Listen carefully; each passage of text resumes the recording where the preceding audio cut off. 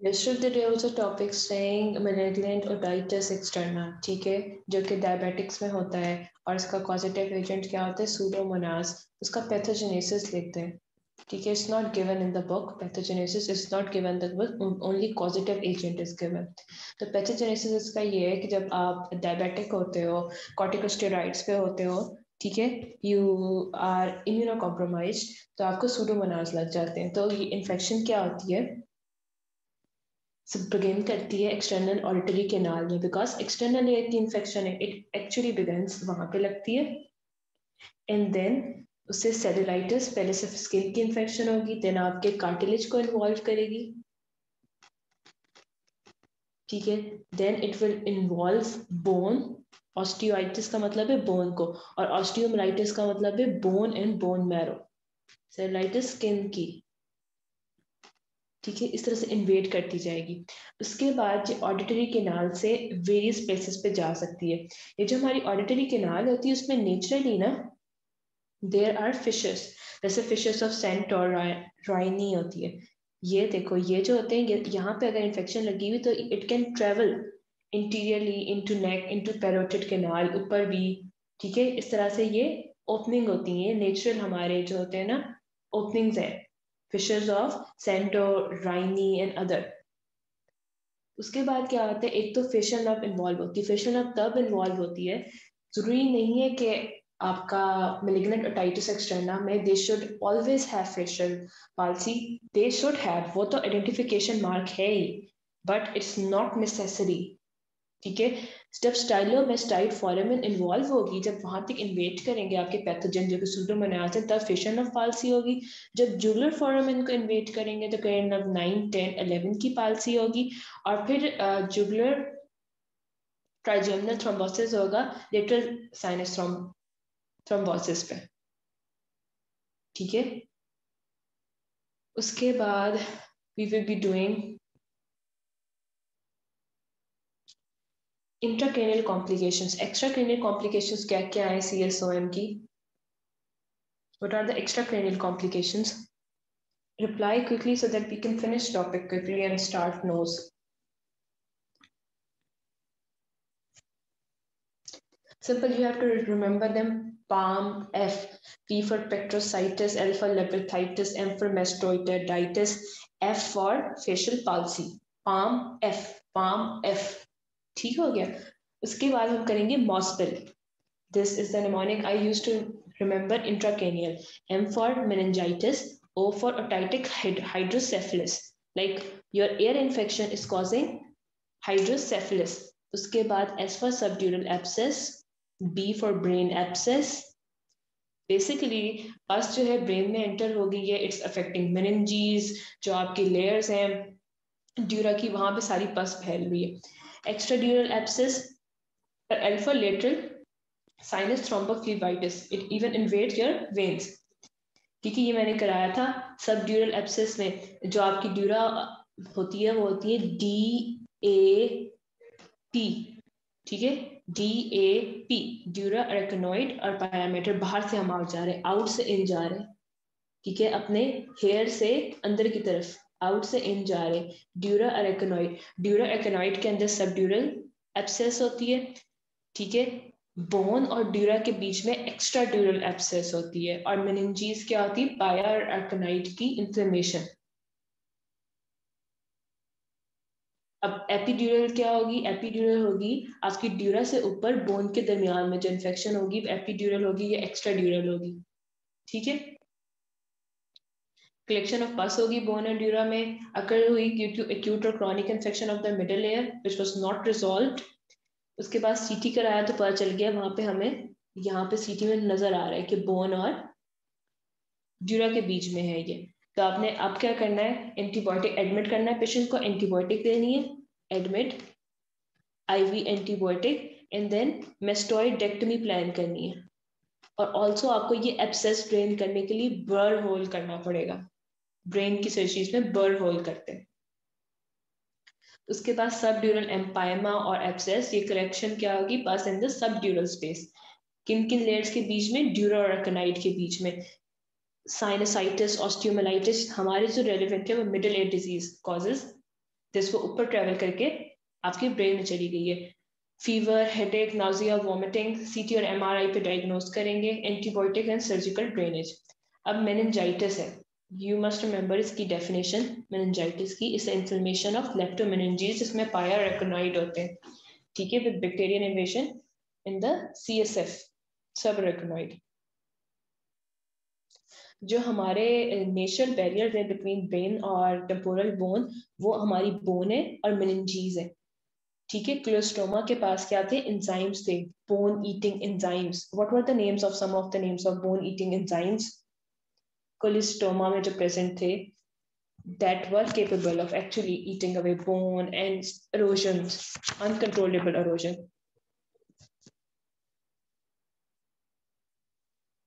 Phosphatases, glycogenesis, stasis, phosphatase, तो वो क्या कर रहा है, एंजाइम से ईट करवा रही है, बोन एरोजन हो रहा है, ठीक है। और इस तरह से इस going into your brain, temporal bone से आगे चले जा रही है, मेनिंजीज को इफेक्ट कर रही है। मोडल इन्फेक्शन क्या हो गया, एक तो हो गया ब्लड बॉर्न, ब्लड के जरिए वो ट्रेवल कर रही है इन्फेक्शन, या फिर क्रॉनिक इन्फेक्शन में बोन एरोड करके ऊपर की तरफ जा रही है इन्फेक्शन। अब क्लिनिकल फीचर्स क्या आएंगे, the patient will have fever because it's bacterial infection, vomiting होगी क्योंकि इंट्राक्रेनियल प्रेशर रेज हो जाएगा, इसकी वजह से वॉमिटिंग होगी। The patient will have headache, meninges की इरिटेशन की वजह से वॉमिटिंग, हेडेक, कंफ्यूजन होगी और सीजर्स की तरफ प्रोग्रेस कर सकता है। अब मेनिंजाइटिस का सबसे इंपॉर्टेंट साइन जो होता है ना, नेक स्टिफनेस होता है। आपको सिनेरियो में लिखा होगा कि उसका क्रॉनिक एयर डिस्चार्ज या 5 साल से या सर्जरी करवा दी है उसने फिर भी ठीक नहीं हुआ।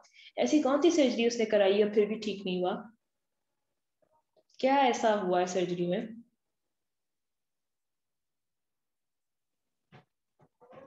Can you tell me, surgery करा दी और फिर भी ठीक नहीं हुआ?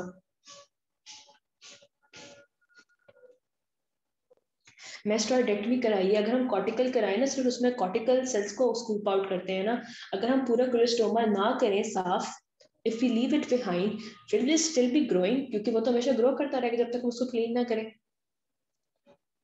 ठीक हो गया, तो उन्होंने पूरी तरह से नहीं करवाया, सिंपल कॉर्टिकल सिंपल करवा के आ गया, रेडिकल करवाने की जरूरत थी तो हिस्ट्री में दिया होगा। अब नेक्स्ट स्टिफनेस है, नेक स्टिफनेस है, वॉमिटिंग हो रही है, लॉस ऑफ कॉन्शियसनेस है, इसका मतलब है कि ब्रेन में चली गई है इन्फेक्शन, ठीक है। एक साइन होता है कर्निक साइन, जब इसमें आप लेग को एलिवेट करते हो जिस तरह से कर रहा है कर्निक साइन में, तो नेक स्टिफनेस होती है, नेक में पेन होती है। दूसरा होता है ब्रुजुजिंकी साइन, इसमें नेक को आप ऊपर लेके आते हो तो टांगे की दोनों की तरफ एलिवेट हो जाती है। These are sign of meningeal irritation, meningitis में पॉजिटिव होते हैं। अब इसमें सीटी ब्रेन कराएंगे, एमआरआई कंट्रास्ट ब्रेन कराएंगे और लंबर पंचर कराएंगे। लंबर पंचर से पता चल जाएगा कि मेनिंजाइटिस इज बैक्टीरियल, वायरल और फंगल इन नेचर, और सीटी पे इरिटेटेड मेनिंजीज नजर आएंगी। किस लेवल पे करते हैं सीएसएफ? L3 L4 के लेवल पे करते हैं सीएसएफ। हमारा अभी जो फोकस है वो बैक्टीरियल मेनिंजाइटिस के ऊपर है। If you we were doing patho तो उसमें आपको वायरल में भी क्या नजर आएगा फाइंडिंग, सीएसएफ की फाइंडिंग में, फंगल में भी ये भी सारी मेमोराइज करनी है। तो बैक्टीरियल में क्या होगा, आपका डब्ल्यूबीसी काउंट इंक्रीज हो जाएगा, और डब्ल्यूबीसी में से स्पेसिफिक कौन से वाले सेल इंक्रीज होंगे?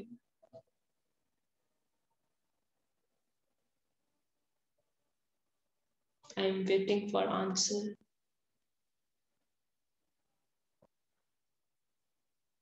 शाबाश। पोलीमॉर्फो,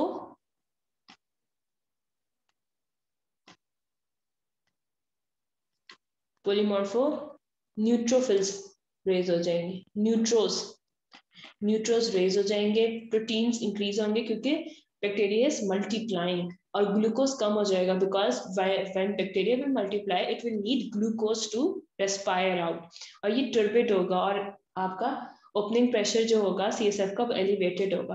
वायरस में क्या होगा, क्लियर पिक्चर होगी, कोई टर्बिडिटी नहीं होगी, प्रोटीन्स उनको नहीं चाहिए होते, they don't need proteins to multiply, और ना ही उनके ग्लूकोज वगैरह लो होता है।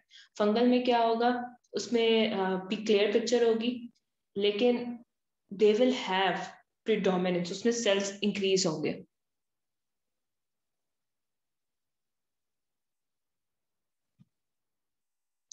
आगे हमने क्या करना है, उस पेशेंट को एडमिट कर लेना है, ठीक है, विद कॉम्प्लिकेशंस। और एक्यूट कॉम्प्लिकेशन में पहले आपने ब्रेन की इंट्राक्रैनियल कॉम्प्लिकेशन ट्रीट करनी है। Symptoms of meningitis, Lisa, you are asking about symptoms of meningitis.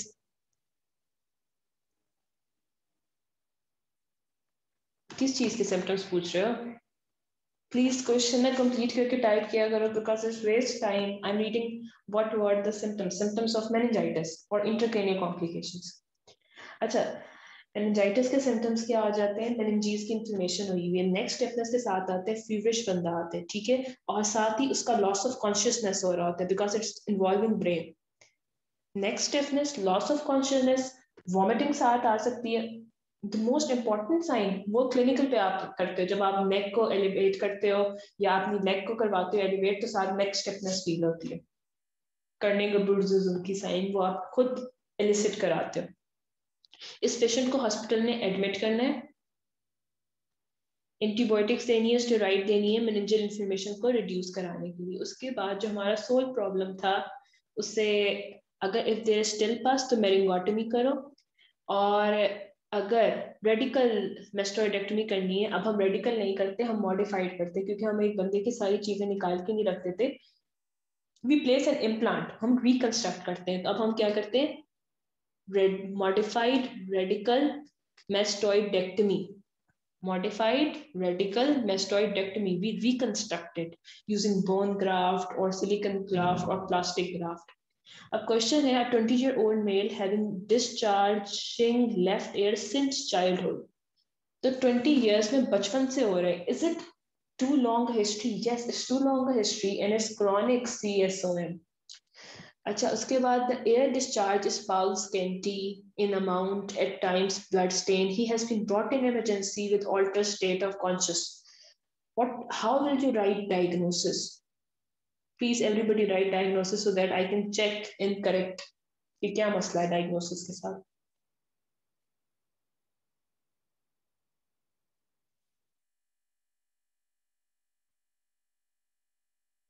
CSOM of ectoenteral type presenting with intracranial complication. Intracranial तो बेहोश हो रहा है. Is CSOM of ectoenteral type presenting with intracranial complication.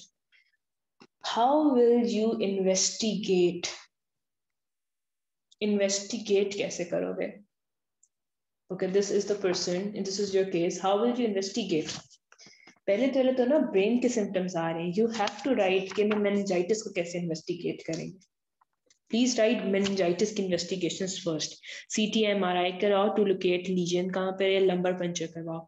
Then you will write के जो हमारा basic problem है वो एयर से एसोसिएटेड है. एग्जामिनेशन अंडर माइक्रोस्कोप करवाओ, ऑडियोमेट्री करवाओ, यस, कल्चर एंड सेंसिटिविटी करवाओ उसका निकाल के. ठीक हो गया. वो उसकी सीएसओएम की जो चार क्या कैसे लिखना होता है सीएसओएम की चार जो इन्वेस्टिगेशंस हैं,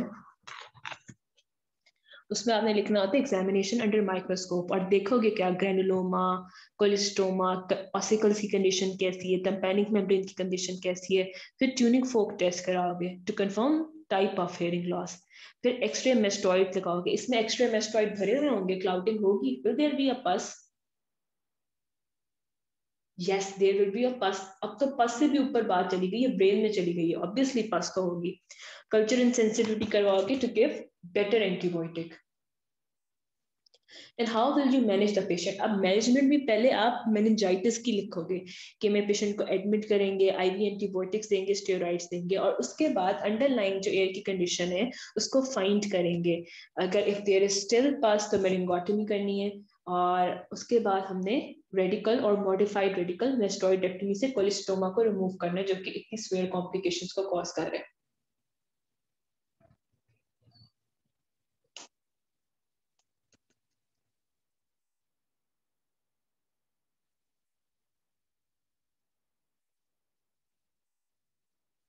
उसके बाद वी विल बी डूइंग ऑटोसिक्लोरोसिस. अच्छा, जो लेब्रिंथाइन है हमारी, ठीक है, बोनी लेब्रिंथाइन, उसके ऊपर एक हमारा है बोनी शेल और अंदर मेम्ब्रेन्स है, और मेम्ब्रेन्स के अंदर फ्लूइड पड़ा हुआ है, पेरिलिम्फ इंटरलिम्फ. इसमें अगर किसी को कोई कंफ्यूजन है तो मुझे भी बता दे, because we have to do two very important diseases. ठीक है, ये हमारा लेब्रेंथाइन है। लेब्रेंथाइन के ऊपर हमारे क्या पड़ा हुआ है, बोनी शेल पड़ा हुआ है, और अंदर सॉफ्ट सॉफ्ट मेम्ब्रेन्स हैं जिनके अंदर फ्लूइड है। एक हमारे पास डिजीज है बोनी लेब्रिंथ की, और एक हमारे पास मेम्ब्रेनस लेब्रिंथ की डिजीज है जिसको मीनियल कहनी है, और बोनी वाली को ऑटोस्क्लेरोसिस कहना है।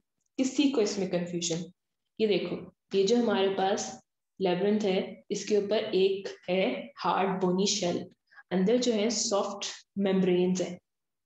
ठीक है, बोन बाहर है, अंदर सॉफ्ट मेम्ब्रेन्स है, और मेम्ब्रेन के अंदर फ्लूइड है। ये सबको पैराडाइम समझ आ गई है कि कैसे बोन है, से यस। किसी को समझ ना आई हो, बोन है, अंदर मेम्ब्रेन्स है, मेम्ब्रेन्स के अंदर फ्लूइड है। Okay okay.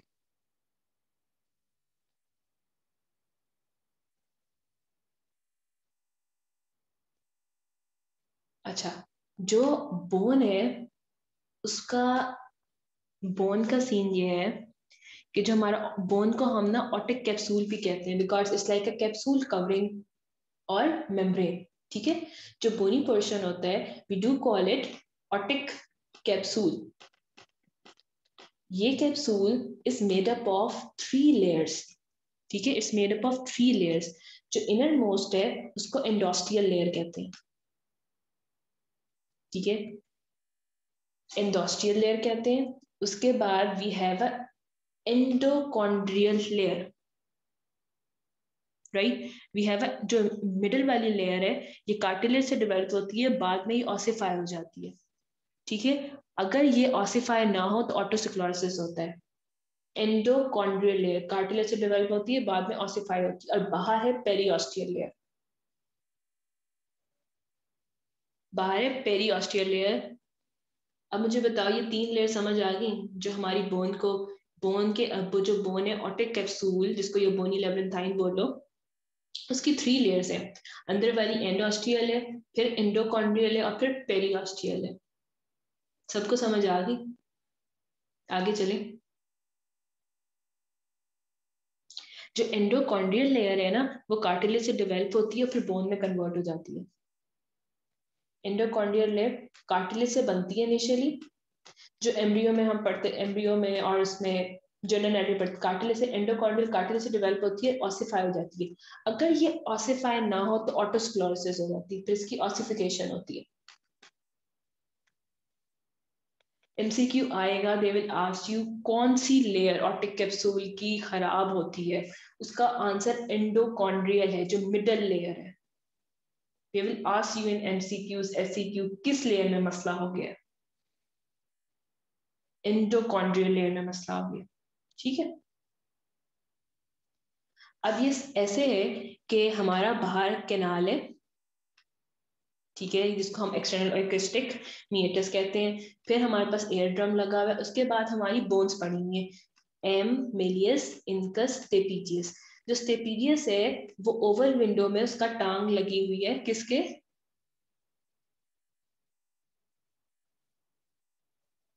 हाँ, उसकी कार्टिलेज बोन में चेंज नहीं होती, वो अभी बताती हूँ कैसे और क्या हो रहा है।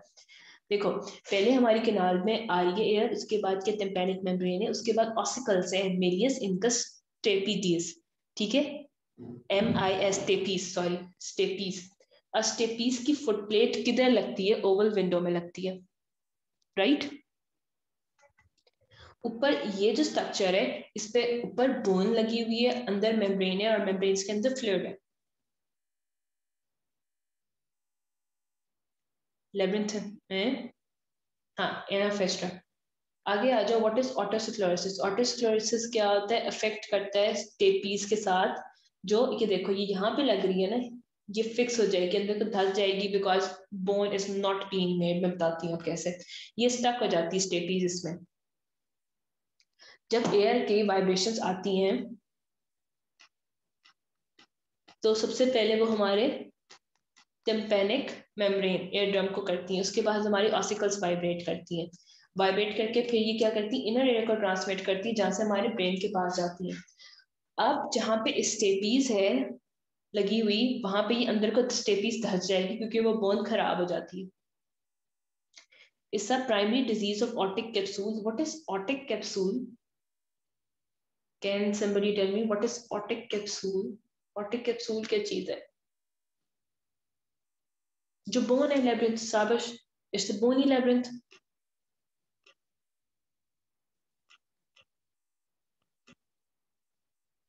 It's a primary disease of otic capsule in which irregular spongy bone replaces the dense endochondral layer of bony otic capsule, thereby fixating the footplate of stapes and causing conductive hearing loss. Anybody has any problem with this definition? Please tell me. क्या हुआ कि अब उसकी irregular spongy bone ने replace कर दिया dense endochondral bone को, और वो क्या हुआ, फुट प्लेट जो स्टेपीज की है, पाँव, जैसे ब्रेक पे हम गाड़ी चलाते हुए पाँव रखते हैं और अगर वहां पे कोई चीज लगी, हमारा पाँव चिपक गया उसके ऊपर and it's not coming out.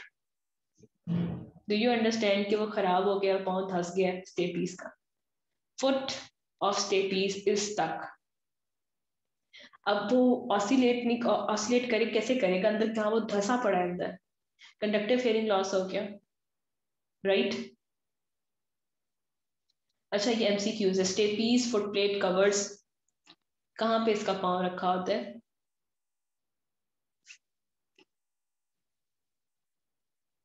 Oval window में लगा होता है. ठीक है कि अब इसकी इटियोलॉजी, व्हाट हैपेंड, हमें कॉज अननोन है, but some says anatomical basis है कि एरियाज ऑफ कार्टिलेज हमारे जो है वो स्पॉन्जी बोन एक्टिवेट हो गई है, राइट?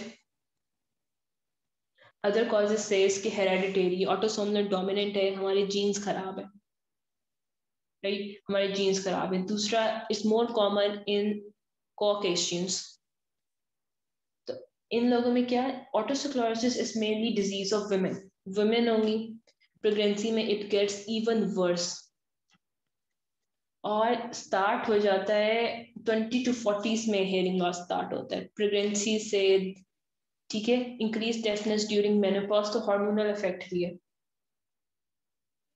अगर आपको पूरी बॉडी में ऑस्टियोजेनेसिस इम्परफेक्टा हुआ है या पेजे डिजीज हुई है, पेजेस डिजीज, जिसमें आपकी बोन जो होती है ऑसिफाई नहीं हो सकती, तो आपकी कान वाली बोन्स भी ऑसिफाई नहीं होंगी, ठीक है?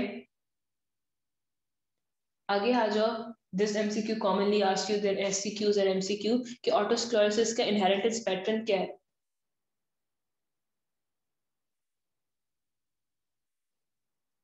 ए है, is autosomal dominant.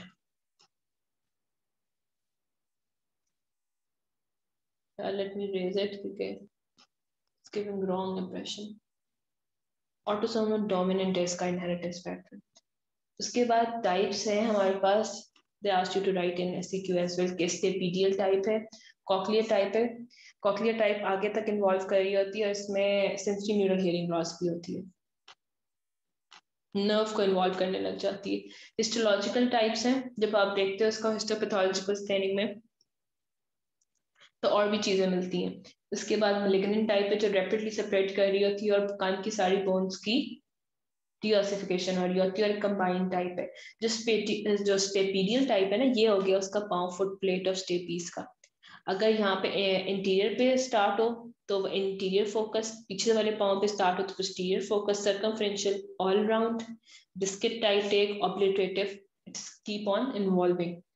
A pathophysiology, a normal bone of the otic capsule is gradually replaced by highly vascular spongy bones. Sponge वो वाले होता है, sponge होता है जिससे हम बर्तन धोते हैं. तो अब बोन की कंसिस्टेंसी वाली जो थिक चीज थी, अब वो कैसी होगी, स्पॉन्जी हो गई है. तो वो इमोबिलाइज कर देगी फुट प्लेट ऑफ स्टेपीज को, और कंडक्शन जो होगी वाइब्रेशन की नहीं हो सकेगी. मेनली इसमें कंडक्टिव हियरिंग लॉस होगा. और इसके डीडी में भी आपने कंडक्टिव हियरिंग लॉस की चीजें लिखनी है, ठीक है? तो अगर मैं आपसे पूछूं, please enumerate DD of otosclerosis, अब हम पढ़ के नहीं गए, all I know is it's a conductive hearing loss. Can you tell me 3 DDs? I'm talking about conductive hearing loss से DD बनाओ Marisha. ASOM very good. Otitis media with diffusion, ये बिल्कुल ठीक बना रहे. हाँ, फिक्सेशन ऑफ स्टेपीज कंजेनिटल हो सकता है, वो बाय बर्थ कंजेनिटल स्टेपीज उसकी फिक्स हो वहीं पे, कभी उसकी हिलती ही ना, खराब वाली बोन लगी है उसकी. Glue ear is a perfectly good DD. अच्छा, अब देखो ऐसे पूछते हैं ये, in pathogenesis of otosclerosis the disease process starts in, कहाँ पे डिजीज प्रोसेस स्टार्ट हो रहा है? Periosteal layer of otic capsule, endosteal layer, bone of otic capsule which develops from cartilage, mucoperiosteum of promontory.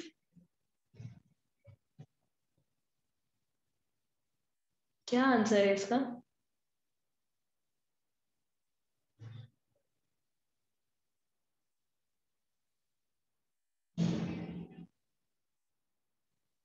B, C, are you still unclear about it?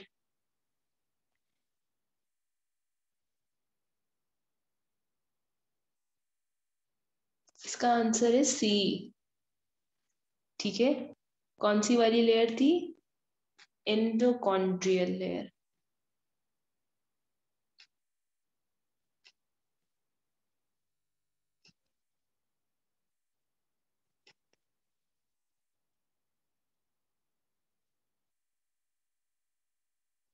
Confused about DT, conductive hearing loss की DD में हमेशा आप middle ear की pathology लिख दो ना, ठीक ही होती है।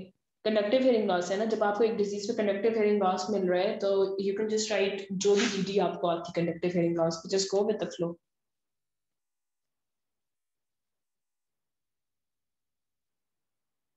Yes, anything for conductive hearing loss. अब सिम्टम्स क्या आएंगे? हेयरिंग लॉस होगा, और कब होगा? 20s में होगा, फीमेल क्या होगा? ठीक है, टिनाइटिस होगा, रिंकिंग ऑफ साउंड होगी, डिजीनेस होगी, और इनमें एक फिनोमेना होता है पैराकिन्सिस विल्साई, राइट, कि आपको आवाज बेटर सुनाई देती है क्वाइट सराउंडिंग्स में, क्योंकि जो नॉर्मल पीपल होते हैं वो ऊंचा ऊंचा बोलते हैं।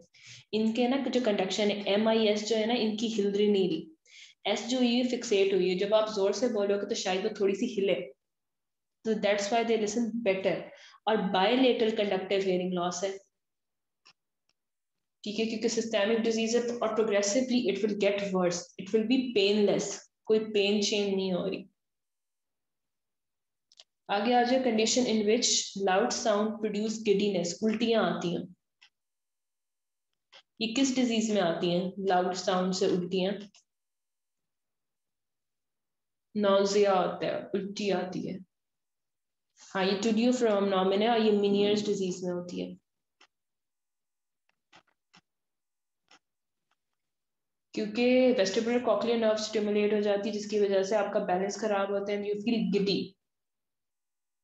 अब साइंस क्या होंगे? प्रोग्रेसिवली कंडक्टिव हेयरिंग लॉस बेकार हो रहा होगा, खराब हो चला जा रहा होगा, 20 पे प्रेजेंट कर रहा होगा, फिर 20 के बाद आप इवेंचुअली उस बंदे को फॉलो अप करवाओ तो उसको देखोगे इवेंचुअली वो सारी की सारी जो है प्रोसीड कर रही है, उसकी बीमारी बढ़ रही है।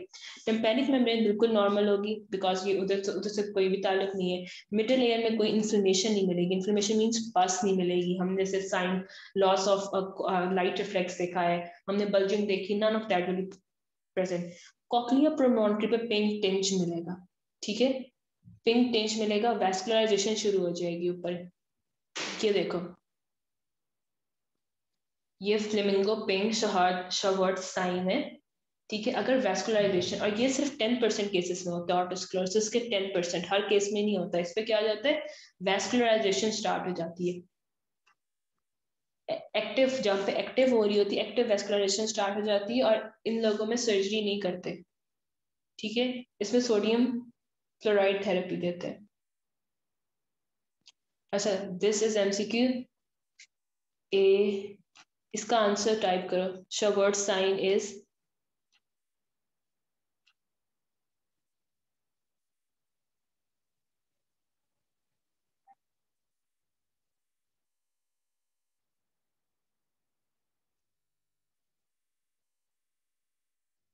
E. The answer is E. Reddish hue seen over promontory due to increased vascularization. अब diagnostic test क्या करोगे? आप हिस्ट्री लोगे, आएगी there will be female, might be there history में प्रेगनेंसी भी लिखी हो, ठीक है, और आपको कहेगी कि eventually I'm unable to hear it, painless होगा, कोई मसला नहीं होगा, फिजिकल एग्जामिनेशन पे सब कुछ नॉर्मल आएगा, ऑटोस्कोपिक एग्जामिनेशन पे कुछ मिलेगा, मिल सकता है आपको, ये फ्लेमिंगो पिंक साइन जो हमने किया है, शवर्ट साइन मिल सकता है, बट ओनली इन 10%, ये समटाइम्स प्रेजेंट है। इंस्टीट्यूशन फंक्शन इनका नॉर्मल है, सब कुछ नॉर्मल है। ट्यूनिंग फोक टेस्ट पे क्या मिलेगा? Can you tell me finding on tuning fork test?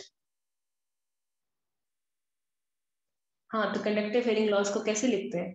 How do you write conductive hearing loss? Bone conduction is better than air conduction, जो कि राइनी नेगेटिव है। ठीक है, राइनी नेगेटिव होगा और Weber will be lateralised to the ear with greater conductive loss. और audiometry पे क्या होगा? ऑडियोमीट्री पे क्या होगा? आपको नॉच मिलेगी 2000 हर्ट्ज पे, इसको कार हार्ट नॉच कहते हैं। ये देखो, ये ग्राफ क्या प्रेजेंट कर रहा है? एक तो मुझे जल्दी से इंफॉर्मेशन मिल गई कि it is conductive because air conduction की अलग लाइन है, बोन कंडक्शन की अलग लाइन है। उसके बाद देखो डिप, 2000 पे डिप मिलता है। It's characteristic of middle air pathology है ना, मिडिल एयर की रेजोनेंस फ्रीक्वेंसी है ये, 2000 पे मिल रहा है, तो ये कैरेक्टरिस्टिक कार हार्ट नॉच होती है। रेडियोलॉजिकल इन्वेस्टिगेशन करवाओ, सीटी करा लो ब्रेन का, उसमें पता चल जाएगा डीमिनरलाइजेशन किस एरिया में हो रही है, एक्यूरेट फोकाई आपको मिल जाएगा। कारहार्ट नॉच की रीजन है, I wrote that in the group 2, कि ये जो हमारी 2000 0.5 से 2000 की फ्रीक्वेंसीज है ना, मैं बता रही हूँ, सुनो अब इसकी रीजन। ये जो 0.5 से 2000 हर्ट्ज की फ्रीक्वेंसीज है ना, ये बेसिकली आपकी मिडिल एयर की रेजोनेंस फ्रीक्वेंसीज है। ये इसमें डिप आया हुआ है, तो इसका मतलब है मिडिल एयर में कोई ना कोई कंडक्टिव लॉस है। लाइक या तो आपकी बोन टूटी हुई है, या बोन फिक्स है, या बचपन से फिक्स है। ठीक है, तीन रीजन हो सकती हैं, या बचपन से फिक्स है, या ऑसिकुलर डिसकंटिन्यूटी बीच में से एक टूट गई है, राइट, या बचपन से फिक्स है, या ऑटोसिक्लोरोसिस हो रहा है। ये मिडिल एयर की फ्रीक्वेंसी है। आगे देखो, Carhart notch audiogram is deepest at which frequency?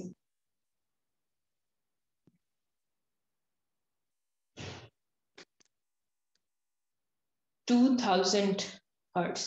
अच्छा, इसकी डीडी में स्टीरियोटाइटिस, एडिसिव लिखना है, कंजेनिटल फिक्सेशन बाय बर्थ आपकी फिक्स थी। You can also write Meniere's disease, right. लेकिन आई वुड रिकमेंड कि कंडक्टिव हेयरिंग लॉस जिन बच्चों को नहीं याद कर सकते वो कंडक्टिव हेयरिंग लॉस की डीडी लिखा है। ऑसिकुलर डिसकंटिन्यूटी, या आपका attic fixation of head of मेल इज फिक्स्ड है।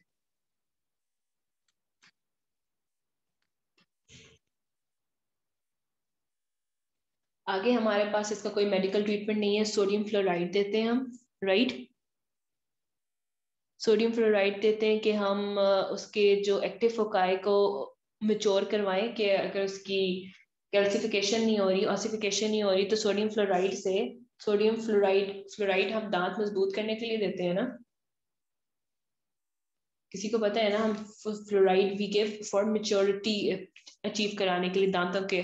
तो अब क्या करते हैं, हम सोडियम फ्लोराइड करते हैं ताकि इसके एक्टिव फोकाई जल्दी से मेच्योर हो जाए और जो कॉक्लियर लॉस हो गया है वो ना हो, वो स्टॉप हो जाए, राइट। उसके बाद if that does not happen, ये हमारा ट्रीटमेंट ऑफ चॉइस इसकी सर्जरी है, राइट। हमने इसमें करना है स्पीडेक्टमी, हमने क्या करना है, एक टेफ्लॉन का, टाइटेनियम का, जिसका भी प्रोस्थेटिक अवेलेबल है वो हमने इम्प्लांट करा देना है बोन में। अब जो हम ये नया करेंगे, हमारा पहले वाला तो अंदर धंस गया था ना, अब ये करेंगे ना, ये बहुत जोर जोर से वाइब्रेट करता है, हल्का सा है और छोटा सा इंस्ट्रूमेंट है। मसला क्या हुआ था, बोन तो कन्वर्ट हो रही थी ना, हम उसको तो रोक नहीं सकते। अब किसी चीज की ऑसिफिकेशन नहीं हो रही, haven't read how to stop ossification, how to increase ossification, but I can replace it, right? अब हम क्या कर रहे हैं, हमारे पास टेफ्लॉन है, प्लेटिनम है, उसके हम बोन नहीं लगा रहे ताकि वो वाइब्रेट करे, कंडक्टिव हेयरिंग लॉस खत्म हो जाए। उसके बाद क्या होगा, इनके ये जो है ना, हल्का सा लगाएंगे ना प्रोस्थेटिक, वो बहुत तेज तेज मूव करता है, and people do have problems after that too. अगर देखो आप 25 ईयर ओल्ड, 20 से 40 ईयर्स में था, फीमेल था, तो ये ऑटो है। Some people get confused in paper कि ऑटो लिखना है कि मीनियस लिखना है, तो मीनियस मेन से ऐसे याद किया होता है, Meniere's is a disease of men, more likely present in men, not compulsion, with gradually increasing bilateral deafness। ठीक है, सिस्टेमिक डिजीज है तो बायलेटरल होगी। Clinical examination reveal bilateral normal tympanic membrane, क्योंकि टेम्पैनिक मेम्ब्रेन को कोई मसला नहीं, टेम्पैनिक मेम्ब्रेन में किन डिजीज में मसला होगा, किन डिजीज में टेम्पैनिक मेम्ब्रेन का मसला होगा? शाबाश, CSO में मसला होगा, ASO में मसला होगा, ग्लू एयर में मसला होगा, आफ्टर ट्रॉमा मसला होगा। अच्छा, PTA revealed a dip. Pure tone audiometry is the investigation of choice in auto. ये MCQ भेजा हुआ था ग्रुप में। PTA is the investigation of choice in otosclerosis. Tuning fork test तो पता चल गया conductive hearing loss है, was the most otosclerosis. What mention one audiological test which confirmed your diagnosis? इसमें लिखना है pure tone audiometry, जिसमें आप notch देखोगे 2000 पे, right? आप देखोगे 2000 पे आपने ये लिखना है, because this resonance is of middle ear pathology showing there is ossicular discontinuity or immobilization of ossicles. Mention one tuning fork test. अब इसमें पार्ट C को कैसे अटेम्प्ट करना है?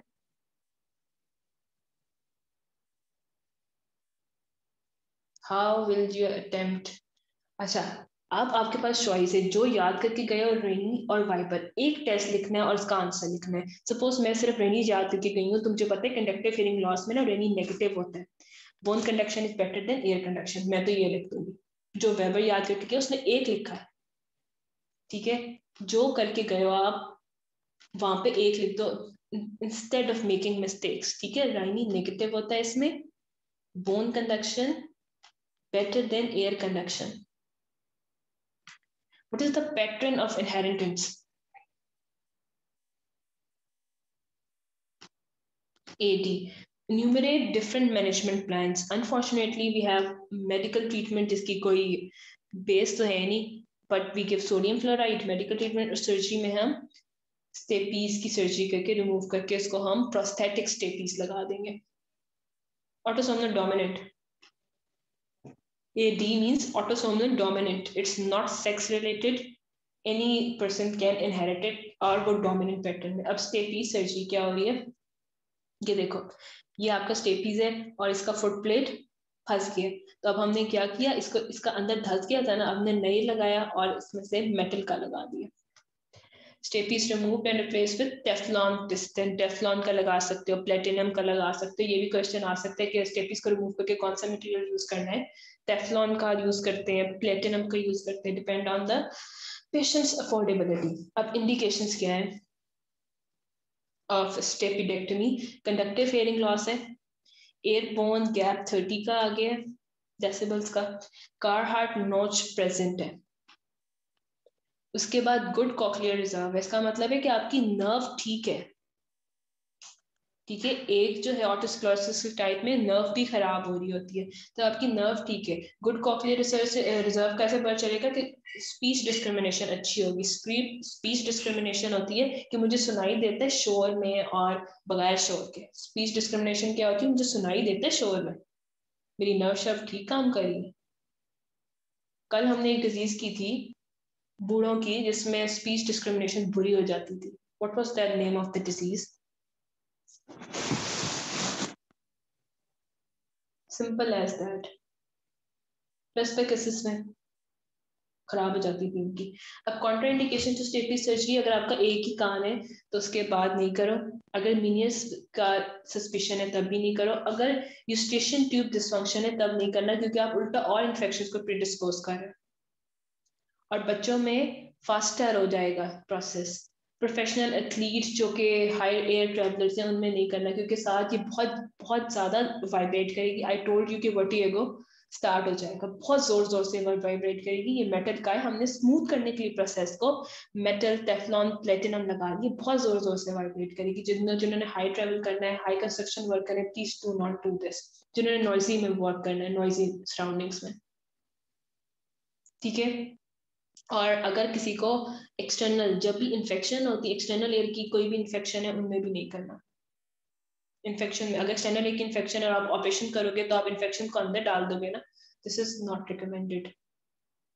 अब कॉम्प्लिकेशन ऑफ स्पीड स्टेपिडेक्टमी क्या होंगी, क्या आप क्या करोगे, टिम्पैनोमिएटल फ्लैप में परफोरेशन कर दोगे, टिम्पैनिक मेम्ब्रेन फाड़ दोगे।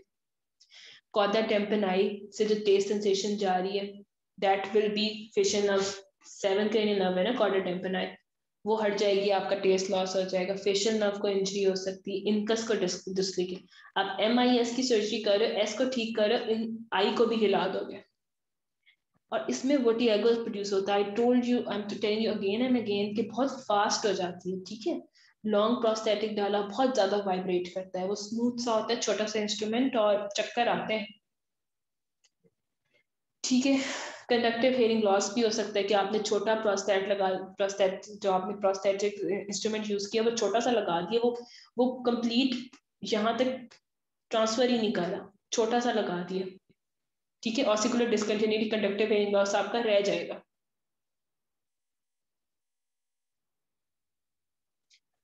Try to solve this question. A 31-year-old female आई है, 31-year-old female आई है, patient complains of bilateral impairment of hearing for last 5 years on examination tempering membrane normal, literally एक एक साइन otosclerosis की तरफ point कर रहा है, bilateral impedance audiometry shows AS type of curve and absent acoustic reflex, all constitute part of the treatment except, क्या नहीं करते हम इसमें,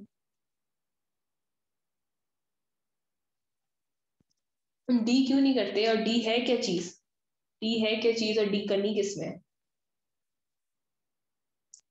जेंटामाइसिन अमाइनोग्लाइकोसाइड इज द वेस्टिबुलोटॉक्सिक, तो आपने क्यों करना है नर्व को damage, is the vestibulotoxic drug. ये हम किस में देते हैं, मीनियर्स में देते हैं, is the vestibulotoxic drug and it's given in Meniere's में करते हैं हम। अभी बताती हूँ मीनियर्स में क्या हुआ, let's proceed towards Meniere.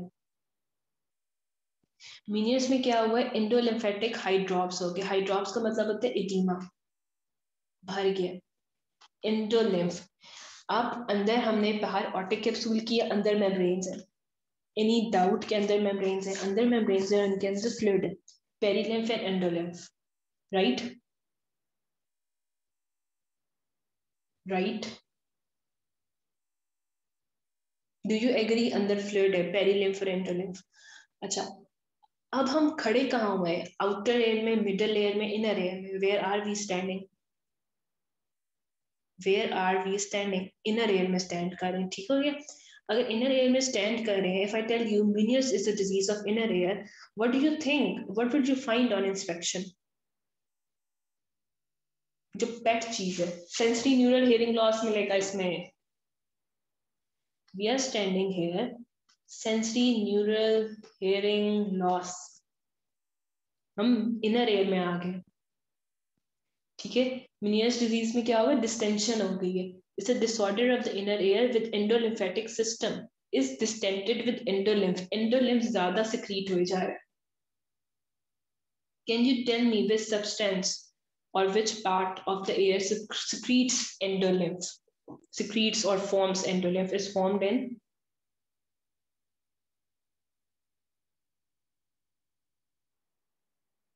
secretes तो स्ट्राया वास्कुलरिस कराती है, and it is formed in scala media, और एब्जॉर्ब कहाँ होते हैं, एंडोलिम्फेटिक सैक में।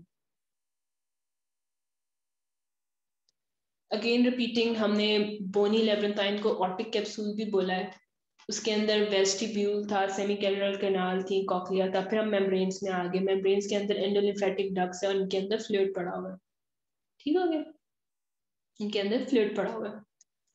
अब फ्लूइड ज्यादा हो गया है, या तो प्रोडक्शन ज्यादा हो रही है या फिर उसकी ड्रेनेज कम हो गई है। whenever there is rise in fluid,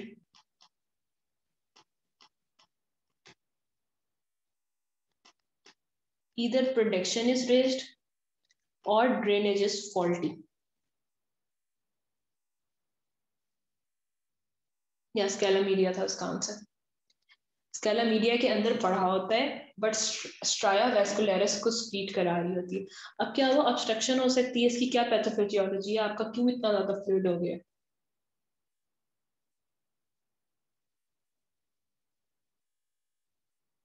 Scala media, scala tympani, scala vestibuli, perilymph, endolymph जिसमें पड़े होते थे, कल मैंने एक टेबल भी कराया था जिसमें था पोटेशियम की कंसंट्रेशन किस में कम होती है, सोडियम की कंसंट्रेशन किस में कम होती है। जो सोडियम पोटेशियम होते हैं ना, ये आपके नर्व पोटेंशियल्स को चेंज कर देते हैं, right. Did you remember that I taught you a table? जैसे मैंने कहा था you have to memorize this कि किस में पोटेशियम, जब ये मिक्सिंग होगी तो इनकी पोटेंशियल्स चेंज हो जाएंगे, कंडक्शन बढ़ जाएगी, और उसके बाद क्या होगा, जब सिग्नल जाएगा तो उल्टी आएंगी, सर में दर्द होगा। ये है बेसिक इनकी। इनको मिक्स नहीं होना, क्योंकि एक में पोटेशियम ज्यादा है, एक में सोडियम ज्यादा है। पोलराइजेशन, डीपोलराइजेशन नर्व की, it will just change completely अगर ये मिक्स हो जाते हैं, ज्यादा हो जाते हैं। अब एंडोलिम्फ की ऑब्स्ट्रक्शन हुई है, उसके बाद क्या हो रहा है, अल्टरेशन एंड अब्जॉर्प्शन, या तो अल्टरेशन अब्जॉर्प्शन नहीं हो रही है एंडोलिम्फ की, या वो ड्रेन नहीं हो रहा, या एक्सेस प्रोडक्शन हो रही है, इसकी वजह से वो डिस्टेंड हो गया, मेम्ब्रेन डिस्टेंड हो गई है, रप्चर होगी इनर मेम्ब्रेन, तो वर्टिगो होगा, चक्कर आएंगे, टिनाइटिस, स्प्रिंगिंग सेंसेशन होगी, और हेयरिंग लॉस होगा। हेयरिंग लॉस कौन सा होगा, सेंसरी न्यूरल हेयरिंग लॉस। ये देखो ये पेरिलिम्फ है और दरमियान में एंडोलिम्फ है, ठीक है। एंडोलिम्फ क्या होगा, जब डिस्टेंड होगा बिकॉज ऑफ इंक्रीज प्रोडक्शन और लेस ड्रेनेज, एंडोलिम्फ ज्यादा हो जाएगा, ये फट के पेरिलिम्फ में आ जाएगा, एंडो और पेरिलिम्फ मिक्स भी हो जाएंगे। अगेन ईटियोलॉजी क्या है, डिफेक्टिव एब्जॉर्प्शन है, ठीक है। एंडोलिम्फेटिक में एंडोलिम्फेटिक आपकी sac is unable to absorb food allergies हुई है। फूड एलर्जी में क्या होता है, हिस्टामिन होती है ना, उसके बाद क्या, सारे फ्लूइड्स की सिक्रीशन, नाक में, कान में, आंखों में, हर जगह सिक्रीशन ज्यादा हो जाती है, तो क्या होता है, एंडोलिम्फ में भी सिक्रीशन ज्यादा हो जाती है, एंडोलिम्फ की सिक्रीशन ज्यादा हो जाती है। एंडोलिम्फेटिक डक्ट्स इसको एब्जॉर्ब करती हैं, ठीक हो गया, सिक्रीट करती है stria vascularis and is absorbed by endolymphatic sac. आगे आया autoimmune processes, antigen antibody reaction की वजह से being secreted more, viral infections के बाद इनके सिर्फ नेम्स लिखने as it is, defective absorption और excess secretion due to food allergy, autoimmune process, viral infection, stress, vasomotor disturbance में क्या हो जाएगा, स्ट्राया वैस्कुलरिस में इंक्रीज परमेबिलिटी हो जाएगी, ठीक है, ये इंक्रीज परमेबिलिटी हो जाएगी और ये ज्यादा बना देंगे एंडोलिम्फ। दूसरा, अगर आपका सोडियम और वाटर, सोडियम रिटेंशन जैसे ही करते हैं, सोडियम रिटेन करता है फ्लूइड को, उसके बाद हाइपोथायराइड का भी सिम्टम्स जिनमें होंगे, तो उसमें दे कैन स्टार्ट हैविंग मीनियस के सिम्टम्स। इसमें क्या, एपिसोडिक वर्टिगो होगा, चक्कर आएंगे, सर घूमेगा, फ्लक्चुएटिंग हेयरिंग लॉस होगा, टिनाइटिस होगा, रिंगिंग, कंटिन्यूस रिंगिंग सेंसेशन होगी, और कान भरा भरा सा फील होगा। इसमें males are more commonly affected. पहले यूनिलेटरल होगा, एक कान में स्टार्ट होगा, वो जो था बायलेटरल हो रहा था, उसके बाद could be unilateral start, initially unilateral में भी स्टार्ट हो सकता है। 30 to 60 ईयर्स के जो होंगे ये एज ग्रुप होगा, और मेन का होगा मोर कॉमन। अगेन जो एक्यूट स्टेज में आएगा आपके पास पेशेंट, वो कहेगा कि मुझे चक्कर आ रहे हैं, पहले लो फ्रिक्वेंसीज पे होगा, ग्रेजुअली ये डिजीज प्रोग्रेस कर जाएगी, ठीक है। पहले थोड़ी लॉस होगा, बाद में it will increase gradually. Low pitch roaring sound होगी, ये एमसीक्यू है। टिनाइटिस किस वैरायटी का, लो पिच रोरिंग साउंड, और ओरल फुलनेस होगी, you will feel fullness because of this pressure in the air.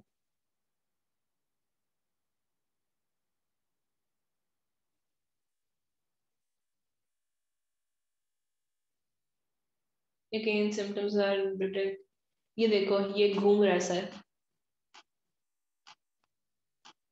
ये घूम रहा है किसी तरह, तो ये vertigo. Which of the following is not a typical feature of Meniere's disease?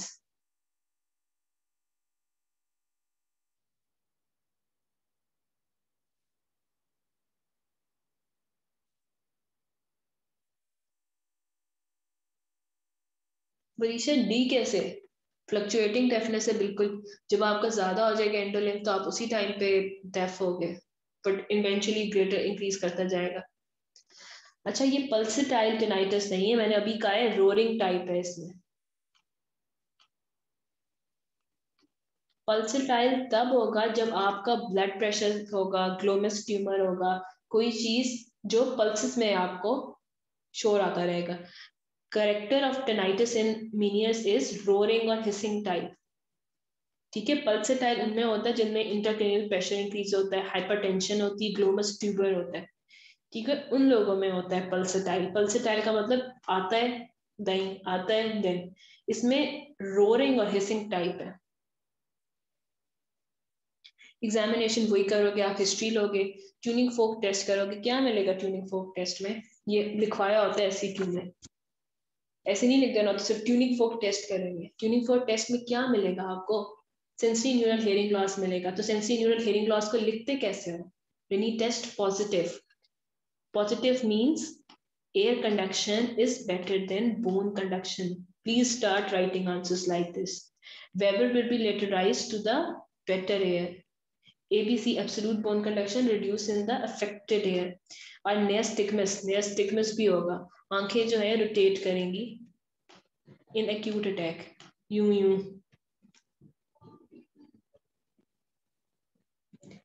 उसके बाद प्योर टोन ऑडियोमेट्री में करेंगे तो राइजिंग टाइप ऑफ कर्व आएगा। ये एक्सप्लेन करती हूँ राइजिंग टाइप ऑफ कर्व का क्या मतलब है।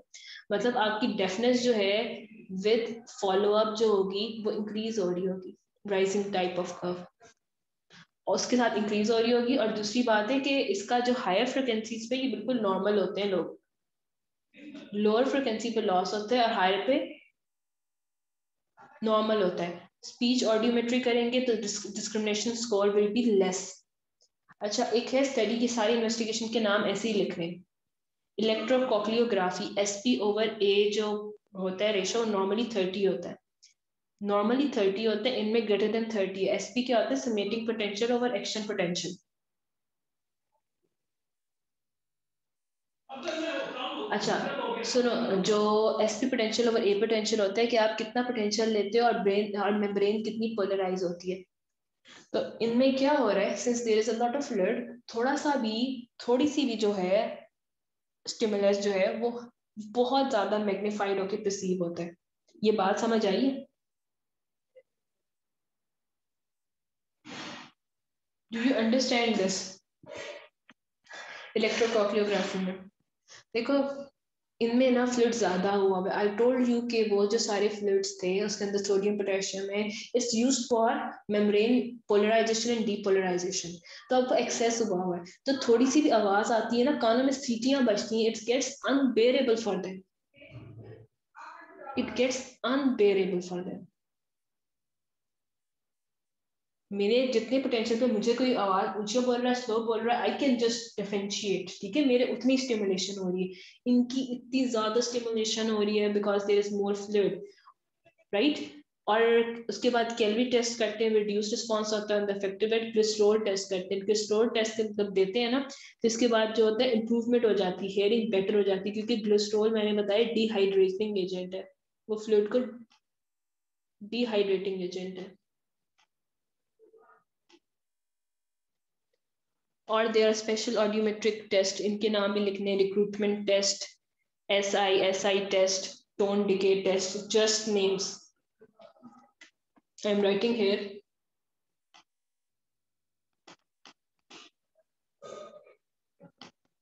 रिक्रूटमेंट टेस्ट, एसआई टेस्ट, सिर्फ नेम्स लिखने हैं इनके कि हम ये करवाएंगे इनमें। टोन डिके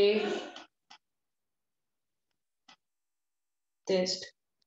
अच्छा अब पीटीए में इनका क्या आएगा? Rising type of.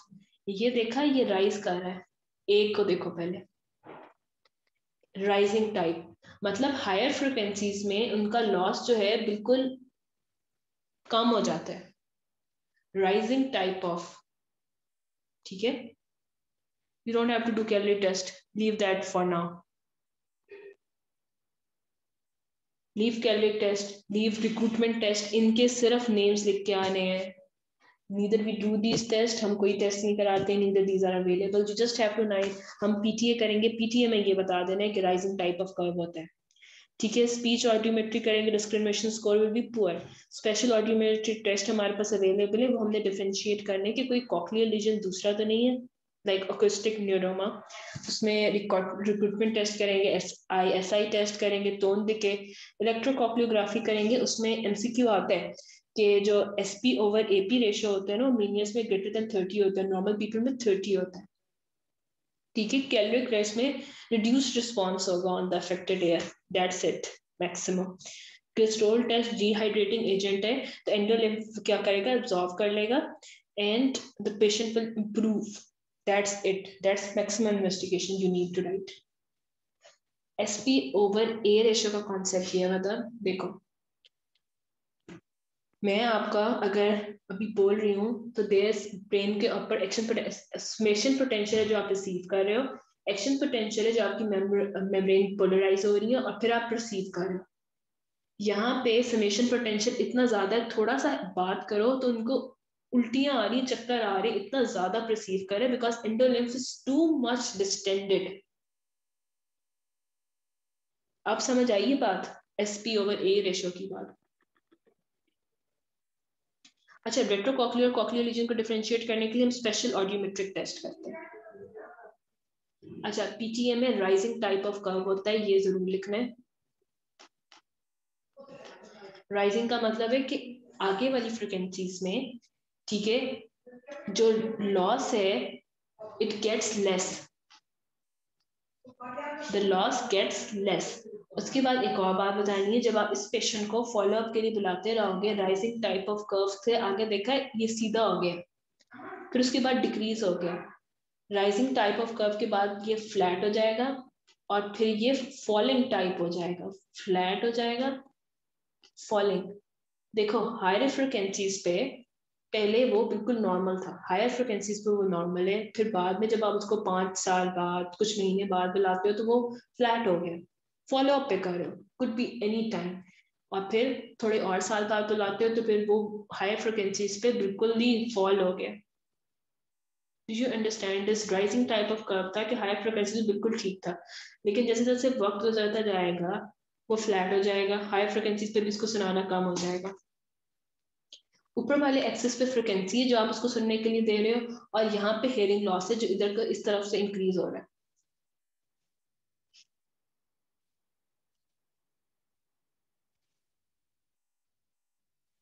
अब एक्यूट अटैक में क्या करना है, आपने इसको रीअश्योर करना है, ये ऐसे ही आते हैं सवाल में, एक्यूट अटैक में क्या करना है, जनरल मैनेजमेंट बता दें, क्रॉनिक अटैक में इनको क्रॉनिक लीन पेशेंट्स को कैसे मैनेज करें।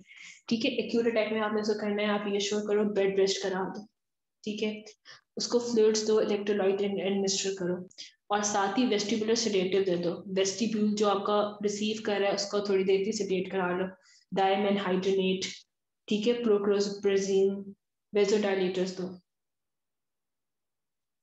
उसके बाद मेडिकल मैनेजमेंट जो है क्रॉनिक फेज की है, आपने उसको वेस्टिबुलर सेडेटिव देते रहना है, 10 mg देना है TID में, स्टिम prochlorperazine TID for 2 months, then 5 mg half dose कर देनी फॉर 1 month, वेजोडाइलेटर्स देने, एंड देन डायूरेटिक्स क्योंकि अपने फ्लूइड को स्क्रीट आउट कराना है। जब आप फ्लूसिमाइड देते हो तो साथ आप पोटेशियम सप्लीमेंट्स भी देते हो।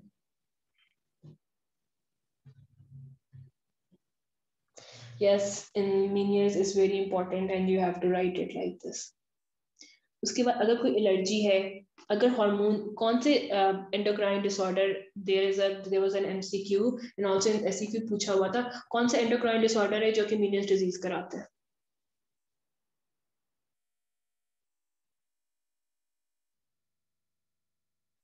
शाबाश, but estrogen is not the disorder, right. हमारे थायराइड डिसऑर्डर्स कराते हैं, ठीक है, थायराइड डिसऑर्डर कराते हैं, थायराइड डिसऑर्डर उनको फाइंड करो, एलर्जी से तो उनको एलिमिनेट करो।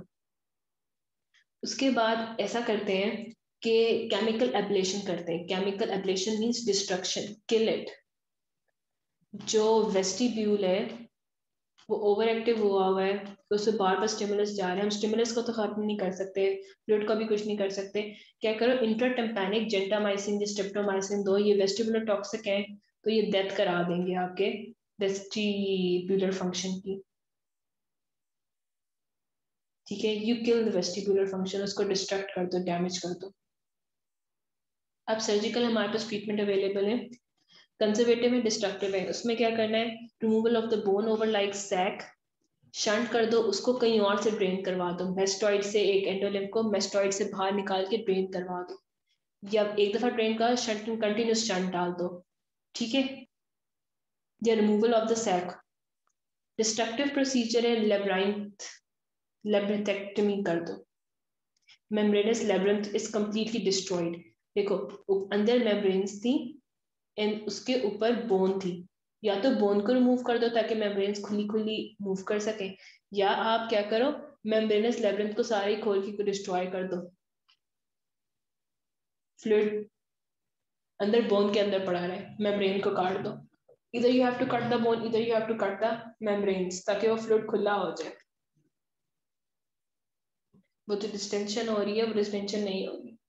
दूसरा है मिनेट्स डिजीज, इसमें इंटरमिटेंट पॉजिटिव प्रेशर देते रहते हैं, नॉर्मल, ठीक है, देते रहते हैं उसको, ताकि उसको वो अकोमोडेट हो जाए कि जब कोई बोलेगा या अटैक होगा, जब ज्यादा होगा प्रेशर इनर एयर फ्लूइड्स, वो यूज टू हो जाए, एक्लिमेटाइज हो जाए। एक्लिमेटाइज करने के लिए आप खुद ही उसको थोड़ा थोड़ा इंटरमिटेंट पॉजिटिव प्रेशर देते रहते हो मिनट्स डिवाइस से, ताकि वो यूज टू हो जाए। जब एकदम से ज्यादा होता है, उल्टी आने लग जाती, चक्कर आते हैं और बहुत बुरी हालत हो जाती है उसकी, तो आप ये क्या करो, इंटरमिटेंट पॉजिटिव प्रेशर देके उसको एक्लिमेटाइज करा रहे हो उस प्रोसेस में। ठीक है, you are getting the patient use to it.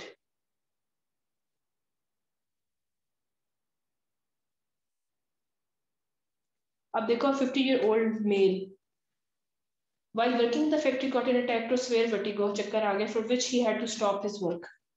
The attack was associated with nausea and lasted about an hour. There is history of 3 such attacks in last 1 year. On examination, air looks normal. Air क्यों look कर रहा है normal? उसने otoscopic examination किया, tympanic membrane, external auditory canal सब ठीक है, BP बिल्कुल ठीक है। क्यों आप लोगों ने बीपी चेक किया है इसका?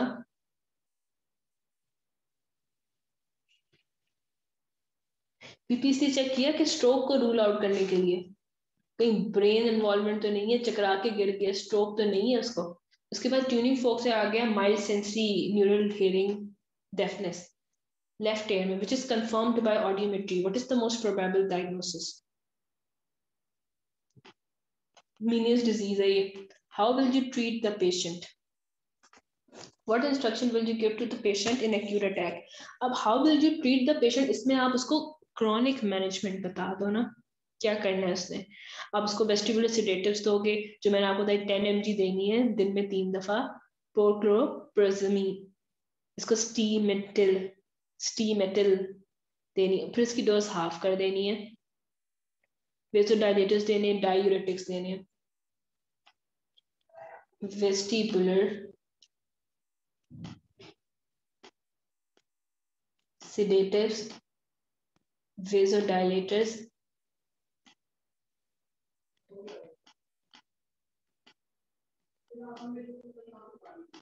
डायूरेटिक्स। डायूरेटिक्स हमेशा पोटेशियम के साथ देते हैं, क्योंकि हम नहीं चाहते कि उसकी पोटेशियम लॉस हो। उसके बाद देखो, उससे पूछो आपको एलर्जीज हैं, उसका थायराइड देखो, उसका थायराइड फंक्शन ठीक है, ठीक हो गया। उसके बाद what instruction will you give to patient during acute attack? उसको कहना है कि जब आपको अटैक आया करे, एक आप स्मोकिंग वगैरह छोड़ दें, उसके बाद लो सॉल्ट डाइट है, एक्सेसिव वाटर इनटेक नहीं करनी, क्योंकि फ्लूइड और उससे सोडियम इनटेक से it was getting worse.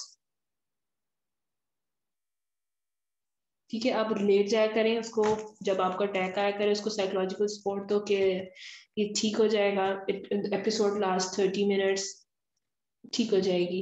Anxious नहीं हो, उसको आईवी फ्लूइड्स वगैरह लगाएं। क्यों? क्योंकि जब उल्टी आएगी, आईवी फ्लूइड्स हम इसलिए लगा रहे हैं क्योंकि इलेक्ट्रोलाइट लॉस हो जाएगा ना, उल्टियां कर रहा है, तो उसको फ्लूइड्स वगैरह लगाओ। वेस्टिबुलर सेडेटिव्स दो ताकि वर्टिगो को चक्कर आना खत्म हो जाए, थोड़ा सुकून में आ जाए वो, ठीक है। वेजोडाइलेटर्स इसलिए देते हैं क्योंकि वो इम्प्रूव कर देते हैं लेब्रेंथाइन की सर्कुलेशन को।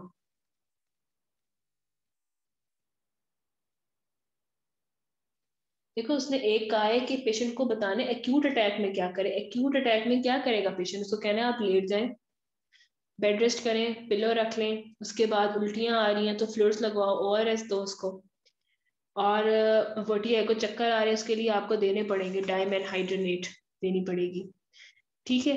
उसके बाद वेजोडाइलेटर्स करने हैं क्योंकि लेब्रेंथाइन की सर्कुलेशन को इम्प्रूव करेंगी। गुड सेरिब्रल वेजोडाइलेटर देना है। कार्बोजेन 5% कार्बन डाइऑक्साइड और 9% 95% ऑक्सीजन। और बाकी आपने how will you treat the patient में क्रॉनिक फेज की मैनेजमेंट लिखनी है। क्रॉनिक फेज की मैनेजमेंट लिखनी है आपने, उसको ऑप्शन ये भी देनी है केमिकल लेब्रेथाइटेक्टमी कर दें हम उसको, जेंटामाइसिन वेस्टिबुलर टॉक्सिक है हम उससे आपकी डिस्ट्रॉय कर देते हैं, और हमारे पास कंजर्वेटिव और डिस्ट्रक्टिव प्रोसीजर्स भी हैं, राइट, हम उनका भी ऑप्शन दे दो आप उसको। हाउ विल यू ट्रीट में आप मेडिकल सर्जिकल ऑप्शन जितने भी हमारे पास अवेलेबल सब बता दोगे, और इंस्ट्रक्शन उसको देनी है कि लेट जाए, ये दवाई खा ले जब आपको अटैक आए। इसकी डीडी क्या होंगे, एक्विस्टिक न्यूरोमा सारे, एक तो वायरल लेब्रेंथाइटिस होगा, वेस्टिबुलर ब्रेजो इनसफिशिएंसी होगा, वेस्टिबुलर न्यूराइटिस होगा या वेस्टिबुलर मिग्रेन।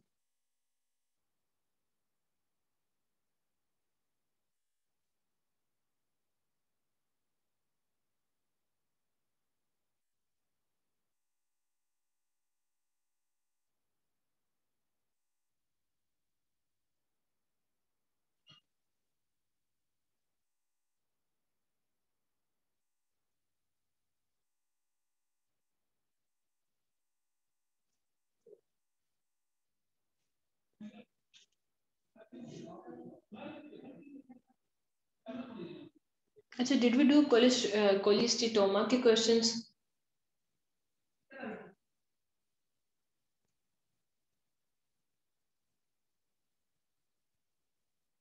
अच्छा ठीक है, कर दिए थे। अच्छा क्वेश्चन देखो, अ 40-year-old मेल आया है, लॉन्ग स्टैंडिंग एयर डिस्चार्ज, अच्छा can not bend his neck without pain, white cell count is 14,000, normal is 4 to 11,000, he complains of severe pain and vomiting. क्या आंसर है इसका? शाबाश, मेनिंजाइटिस है, लेकिन ऐसे नहीं लिखना, CSOM presenting with intracranial complication, आगे लिखना है meningitis. How will you confirm your diagnosis? I would like to request CT brain, CT brain and also CSF. CT brain, CSF. CSF के आगे findings भी लिखो, उसमें क्या होगा, protein will be raised, glucose down, and I will find lots of neutrophils. How will you treat, enumerate the complication of the primary air problem? Primary air problem क्या है हमारा, CSOM है, तो उसकी एक्स्ट्रा क्रेनियल और intracranial दोनों complication लिख दो, मॉस्टेल एंड पाम F। अच्छा उसके बाद देखो, there is a question saying a 7-year-old child who had chronically discharging left ear developed autalgia, retroauricular tender swelling protruding towards outwards and forward. How would you manage? फिर इसका diagnosis बताओ।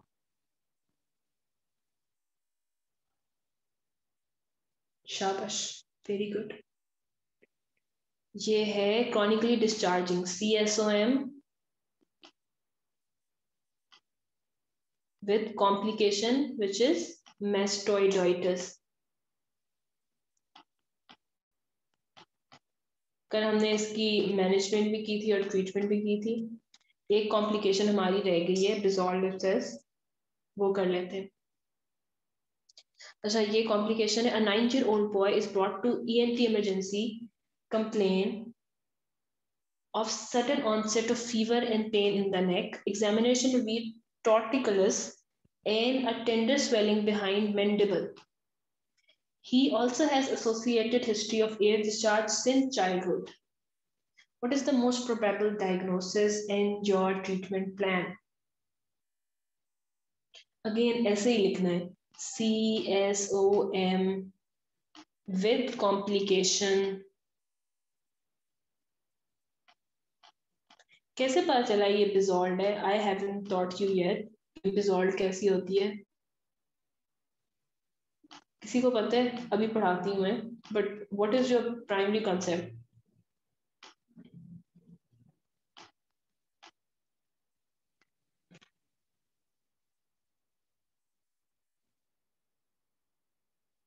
उसने स्टेनोक्लीडोमेस्टोइड का तो मेंशन ही नहीं किया, आपको कैसे पता चला?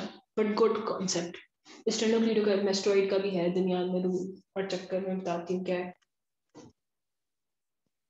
अच्छा, ये नेक जो है ना, टॉर्टिकुलस से आइडेंटिफाई करना है इसको, और दूसरा मेंडिबल के पास है। ठीक है, अब बताते हैं कैसे करना है। रिजॉल्व असेस होती है आफ्टर एक्यूट मेस्टोइडाइटिस। पस क्या करती है? ब्रेक करती है, और टिप से, मेस्टोइड की टिप से क्या चली जाती है? स्टेनोक्लीडोमेस्टोइड में चली जाती है। अच्छा, जब भी क्वेश्चन में सिनेरियो में लिखा हो कि जो पस है ना एब्सेस स्टेनोक्लीडोमेस्टोइड में गई है, जल्दी जल्दी दो बातें सोचनी है। दो बातें ये सोचनी है कि या तो वो पैराफ्रिंजियल एब्सेस है, दोनों में लिखा होगा स्टेनोक्लीडोमेस्टोइड, या तो वो पैराफ्रिंजियल एब्सेस है या वो डिसॉल्व एब्सेस है। अब डिसॉल्व एब्सेस की हिस्ट्री जो होगी एयर से होगी, क्रॉनिक डिस्चार्ज से, और पैराफ्रिंजियल वाला जो होगा ना, गले खराब करा के आएगा, क्विंसी, टॉन्सिलाइटिस, ऐसे डिफरेंशिएट करना हिस्ट्री में। दोनों में उन्होंने लिखा होगा कि स्टेनोक्लीडोमेस्टोइड में पस भर गई। ठीक है, इस abscess lies deep to sternocleidomastoid, but the differentiating point will be उसका एयर डिस्चार्ज है, हिस्ट्री होगी। दूसरे में क्या होगा? टॉन्सिलाइटिस की हिस्ट्री, वो नेक की इन्फेक्शन, वो जो हमारी डीप इन्फेक्शन ऑफ द नेक। अच्छा, और ये रप्चर होके ना मेस्टोइड टिप से पता है कैसे नीचे आ रहा है? एक तो ये हो रही है हमारी डिसॉल्व एब्सेस यहाँ पे है, जहाँ पे वो क्या कह रहा है, रीड द क्वेश्चन अगेन। उसने हिस्ट्री भी सही दी है बिल्कुल। देखो, tender swelling behind the mandible, tender swelling behind the mandible यहाँ पर है, ये देखो, tender swelling behind the mandible is dissolve abscess. और ये क्या कर रहा है? टिप से यहाँ से पस निकल के नीचे की तरफ आ गई, नीचे की तरफ आ गई स्टेनोक्लीडोमेस्टोइड में, under collection of sternocleidomastoid in the digastric triangle. अब इसके क्लिनिकल फीचर्स होंगे कि onset is sudden, pain, fever and tender swelling in the neck and torticollis. What is torticollis? Neck जो होती है ना, ये मैं बंदा बना रही हूँ, इसकी नेक इस तरफ को बेंड है और पेन है। ठीक है, neck is bent and pain, मुड़ी हुई होगी, और patient give history of purulent otorrhoea, pain and discharge की वो हिस्ट्री देगा। अब द वे टू डायग्नोसिस के लिए क्या करना होगा? ट्रीटमेंट प्लान में आप डायग्नोसिस करोगे, सीटी कराओगे, scan of the mastoid and swelling of the neck to establish the diagnosis. Treatment क्या होगा? कॉर्टिकल मेस्टोइडेक्टमी करेगी, बिकॉज इसकी कॉज क्या है कि मेस्टोइड में पहले मेस्टोइडाइटिस हुआ, फिर डिसॉल्व एब्सेस हुई है। ठीक है, मेस्टोइडाइटिस हुआ, फिर डिसॉल्व एब्सेस हुई है, तो आप कॉर्टिकल मेस्टोइडेक्टमी करके इसको साफ करो, क्लीन करो, ड्रेनेज करो नेक एब्सेस का, और उसके बाद आईवी एंटीबायोटिक्स पहले एडमिट कर लेना है, आईवी एंटीबायोटिक्स देनी है, कॉर्टिकल मेस्टोइडेक्टमी करनी है, और ड्रेन करनी है पस को। किसी को डिसॉल्व एब्सेस में प्रॉब्लम?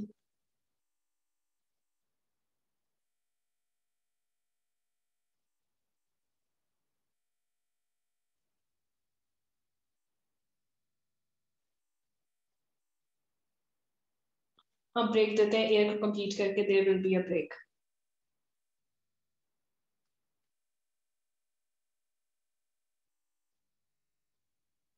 अच्छा, the question to call करो, 27-year-old female developed hearing loss that was bilateral, slowly progressive, associated with tinnitus. PTA showed loss at 20.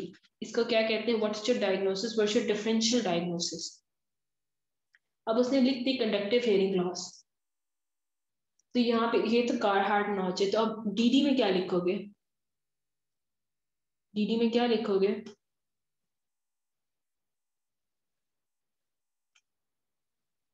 इसका डायग्नोसिस डेफिनेट तो मैंने बना दिया, कार हार्ट से, 27-year-old फीमेल है, ये सारी की सारी चीजें जो होती है, बायोलेटरल है, स्लोली प्रोग्रेसिव, ये सारी हिस्ट्री तो मुझे बताती है ऑटोस्क्लेरोसिस है। अब मैंने आप लोगों को कहा था डीडी में you can right conductive hearing loss वाली, यस केस की ऑसिकुलर डिसकंटिन्यूटी है, हेड ऑफ मेलियस फिक्स है, congenital fixation of stapes है, serous otitis media, desimotitis media perfectly fine. How will you investigate? अभी किया है, please right me investigation so that I know that you know के investigation कैसे करनी है. Simple, आप यार ऑटोस्कोपिक एग्जामिनेशन पर टेम्पैनिक मेंबर नॉर्मल आई कि सिर्फ 10% पेशेंट में क्या आ जाती है, वैस्कुलैरिटी आ जाती है, इसको शॉवर साइन कहते हैं. उसके बाद ट्यूनिंग फोक करोगे तो कंडक्टिव हेयरिंग लॉस आ जाएगी, नेगेटिव राइनीज होगा और bone conduction is better than air conduction. If you perform Weber's test it would be lateralised to greater air. PTA में क्या आ जाएगा, मैक्सिमम आपका डिप आएगी 2000 हर्ट पे, जिसको हम कारहार्ट नॉच कहते हैं. और ये क्यों आएगी, क्योंकि यही फ्रिक्वेंसी है जो मिडिल एयर के से रेजोनेट करती है. फिर टिम्पेनोमीट्री में कौन सा वाला आता था, OS type of, as type of curve. आगे 28-year-old school teacher frequently visits ENT OPD complaining of hair loss for 4 years से इसको हो रहा है, जो कि बढ़ रहा है. She also has tinnitus. Her otoscopic examination is unremarkable. Rennie is negative on both and AP is not reduced. What is the most probable diagnosis?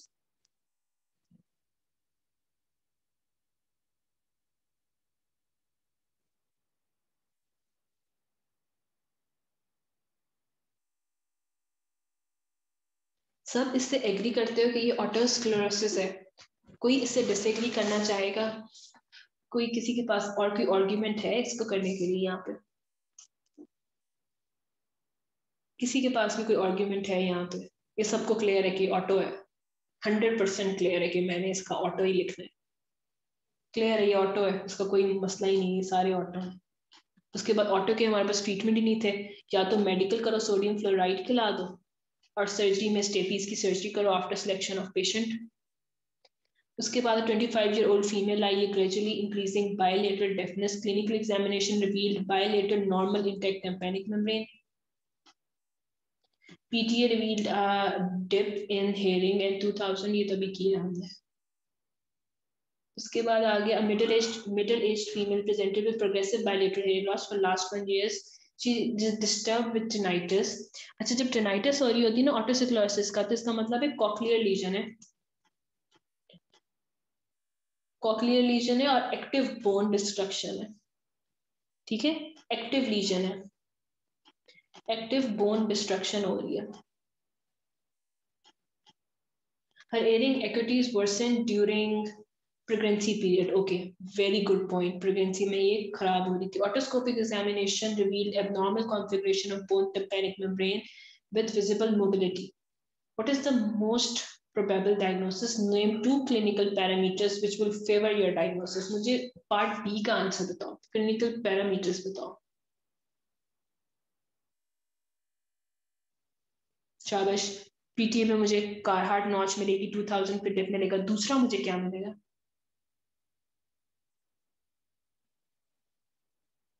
यार इतने मुश्किल क्यों कराने? मैं तो सिंपल ट्यूनिंग फोक कराऊंगी, नेगेटिव रेनिंग्स आएगा तो आई विल बी फाइन. और ये जो शावर्स जो है ना, ये शावर साइन तो सिर्फ 10% में प्रेजेंट है. टू उसने कहा है ना, two clinical parameters which will favour your provisional diagnosis. तो एक तो पीटीए हो गया, उस पर क्या आएगा, 2000 फिर डिप आएगा, राइट, कारहार्ट नॉच आएगा. दूसरा सिंपल ट्यूनिंग फोक टेस्ट लिख दो, इजी. कोई से 2 clinical parameters लिखने को कहा उसने. You can write any 2 clinical parameters you think are okay. जिसको 2 याद है वो लिख दे.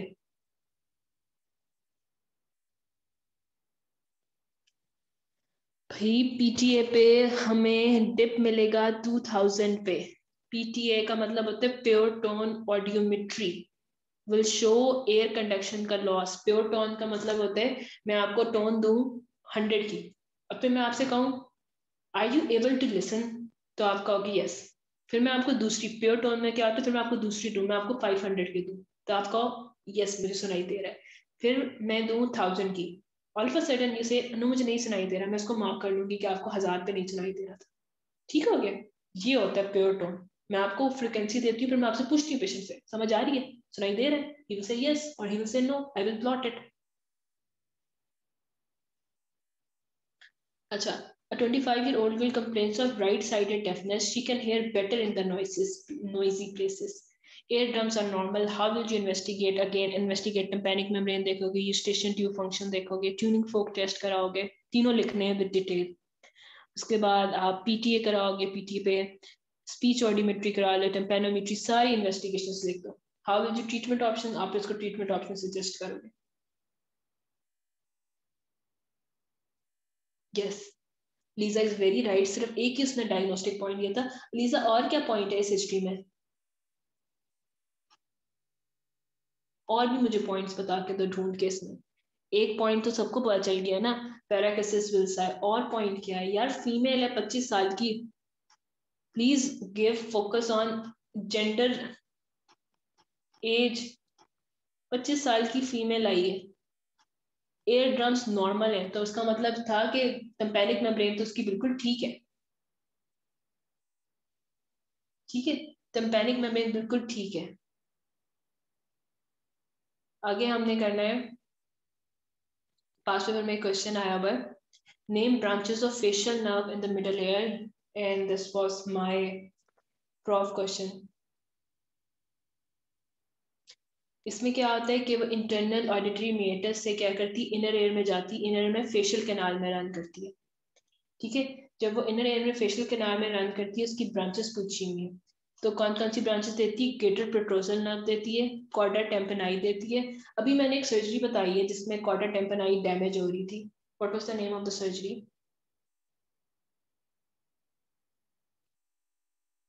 स्टेपिडेक्टमी, वेरी गुड. अच्छा, और मेस्टोइडेक्टमी में भी डैमेज होती है. तो कॉम्प्लिकेशंस इन दोनों की मैं लिख देना, क्वाड्रा टेम्पनाई डैमेज होती है, फेशियल किनार किसी एरिया में पड़ी है. And when you will operate, जब इनर एयर के ऑपरेशंस करोगे, ऑपरेट करोगे, तो क्या होता है, वो डैमेज जाती है. डैमेज होने से क्या होता है, इसमें हमारे इंटीरियर 2/3 को जो टेस्ट फाइबर्स हैं वो लॉस हो जाएंगे. थर्ड, फेशियल किनार में जो नर्व, जो उसकी ब्रांच निकलती है फेशियल नर्व की, वो नर्व टू स्टेपिडियस है. ठीक है, जो एम्पलीट्यूड कंट्रोल करती है साउंड वेव का.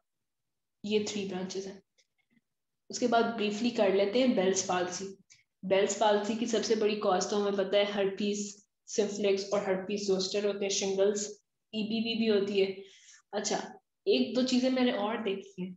कुछ इंडिविजुअल्स होते हैं जिनमें ड्यू टू कोल्ड और स्ट्रेस में भी बेल्स पाल्सी होती है.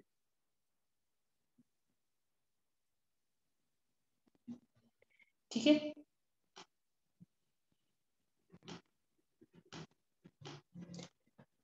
अगर कोल्ड इमोशनल स्ट्रेस में भी ये पाल्सी हो जाती है. Heredity, if your history is positive for it.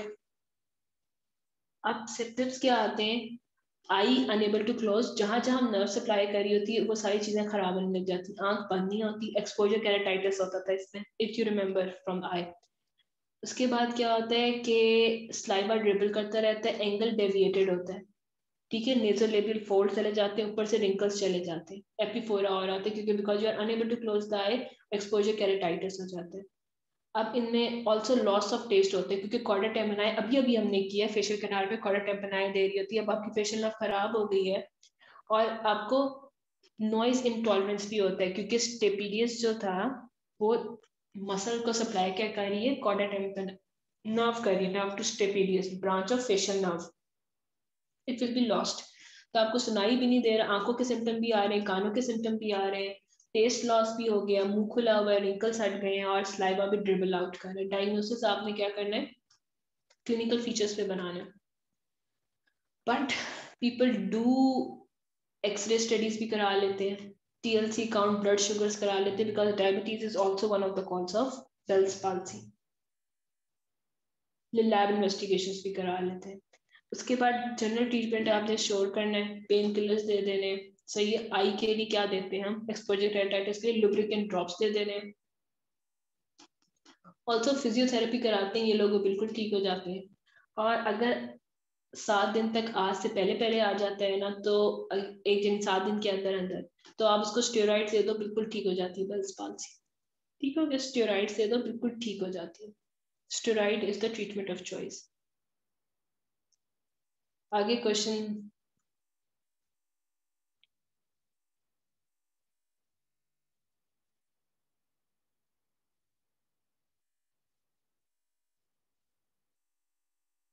अच्छा 55-year-old male has episodic rotatory vertigo for last 3 years. The attack of episodic vertigo for 2 to 3 weeks subsides with the treatment, reoccurs after 2-3 months. Nausea, vomiting, pallor, sweating. Attack of vertigo follows sense of fullness in the air, hearing loss, intermittent tinnitus. Manage कैसे करेंगे इसको? 4 marks की management है. Please right investigations and treatment options available. Treatment option में आपने लिखने की acute attack में उसको लिख के भेजना है, और उसको क्रॉनिक में क्या करना है, एक्यूट में वो कैसे अपने आप को मैनेज करे और क्रॉनिक में कैसे मैनेज करे. अब बिफोर आई मेक डायग्नोसिस मैंने पूरा एग्जामिनेशन करना है. ऑटोस्कोपिक एग्जामिनेशन करो, ट्यूनो फोक करो, इन्वेस्टिगेशन पीटीए पे राइजिंग टाइप ऑफ कर्व मिलेगा. पीटीए पे राइजिंग टाइप ऑफ कर्व मिलेगा. अच्छा ऑटोस्क्लेरोसिस पे मुझे क्या मिल रहा था पीटीए पे? पीटीए पे मुझे क्या मिल रहा था ऑटोस्क्लेरोसिस पे? कार हार्ट नोच मिल रही थी मुझे, डिप मिल रही थी 2000 हर्ट पे. ठीक है. उसके बाद उसको समझा दो कि जब एक्यूट अटैक है आप लेट जाए, उल्टियां आ रही हैं तो फ्लूइड्स लें, वेस्टिबुलर सेडेटिव दे के रेस्ट करें. क्रॉनिक फेज में वेस्टिबुलर सेडेटिव्स को 2 मंथ्स के लिए 1 मंथ के लिए जो डोज है वो लिख के दे देंगे. वेजोडाइलेटर्स दे देंगे, इंक्रीज करेगा लैब्राइन का फ्लो और रिलैक्स हो जाएगा. डायूरेटिक्स देके डिक्रीज कराएंगे एंडोलिव की क्वांटिटी. उसके बाद उसको कहेंगे इवेल्युएट करना है कि आपको एलर्जी तो नहीं है, आपका hormonal status hypothyroid is causing it कि नहीं, थायराइड फंक्शन टेस्ट भी करा लो.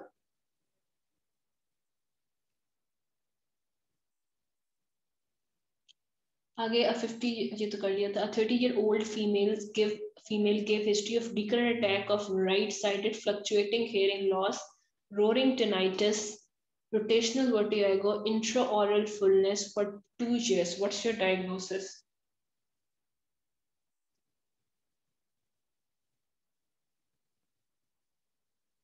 शाबाश. Although she's a female, ठीक है, but what does she have?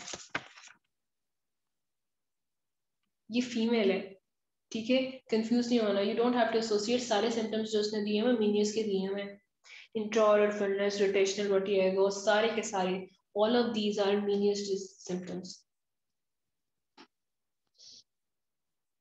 Fluctuating है, टिनाइटिस है, चक्कर आते हैं. ऑटोस्क्लेरोसिस में कोई चक्कर शक्कर नहीं आते, ना ऑरल फुलनेस फील होती है, उसमें तो खराबी होगी. अच्छा 27-year-old complains of episodic tinnitus, vertigo, reduced hearing. PTA shows bilateral sensory neural hearing loss.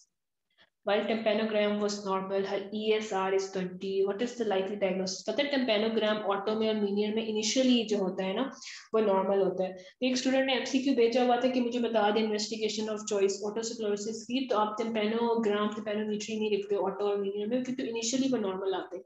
Later on उनमें चेंजेस आती हैं बट इनिशियली वो नॉर्मल होते हैं. So we suggest you do PTA. PTA will be investigation of choice in these diseases. ठीक है. उस पर मुझे characteristic sensory neural hearing loss, conductive hearing loss में डिप मिल जाएगा. ठीक हो गया. ये याद रखनी बात.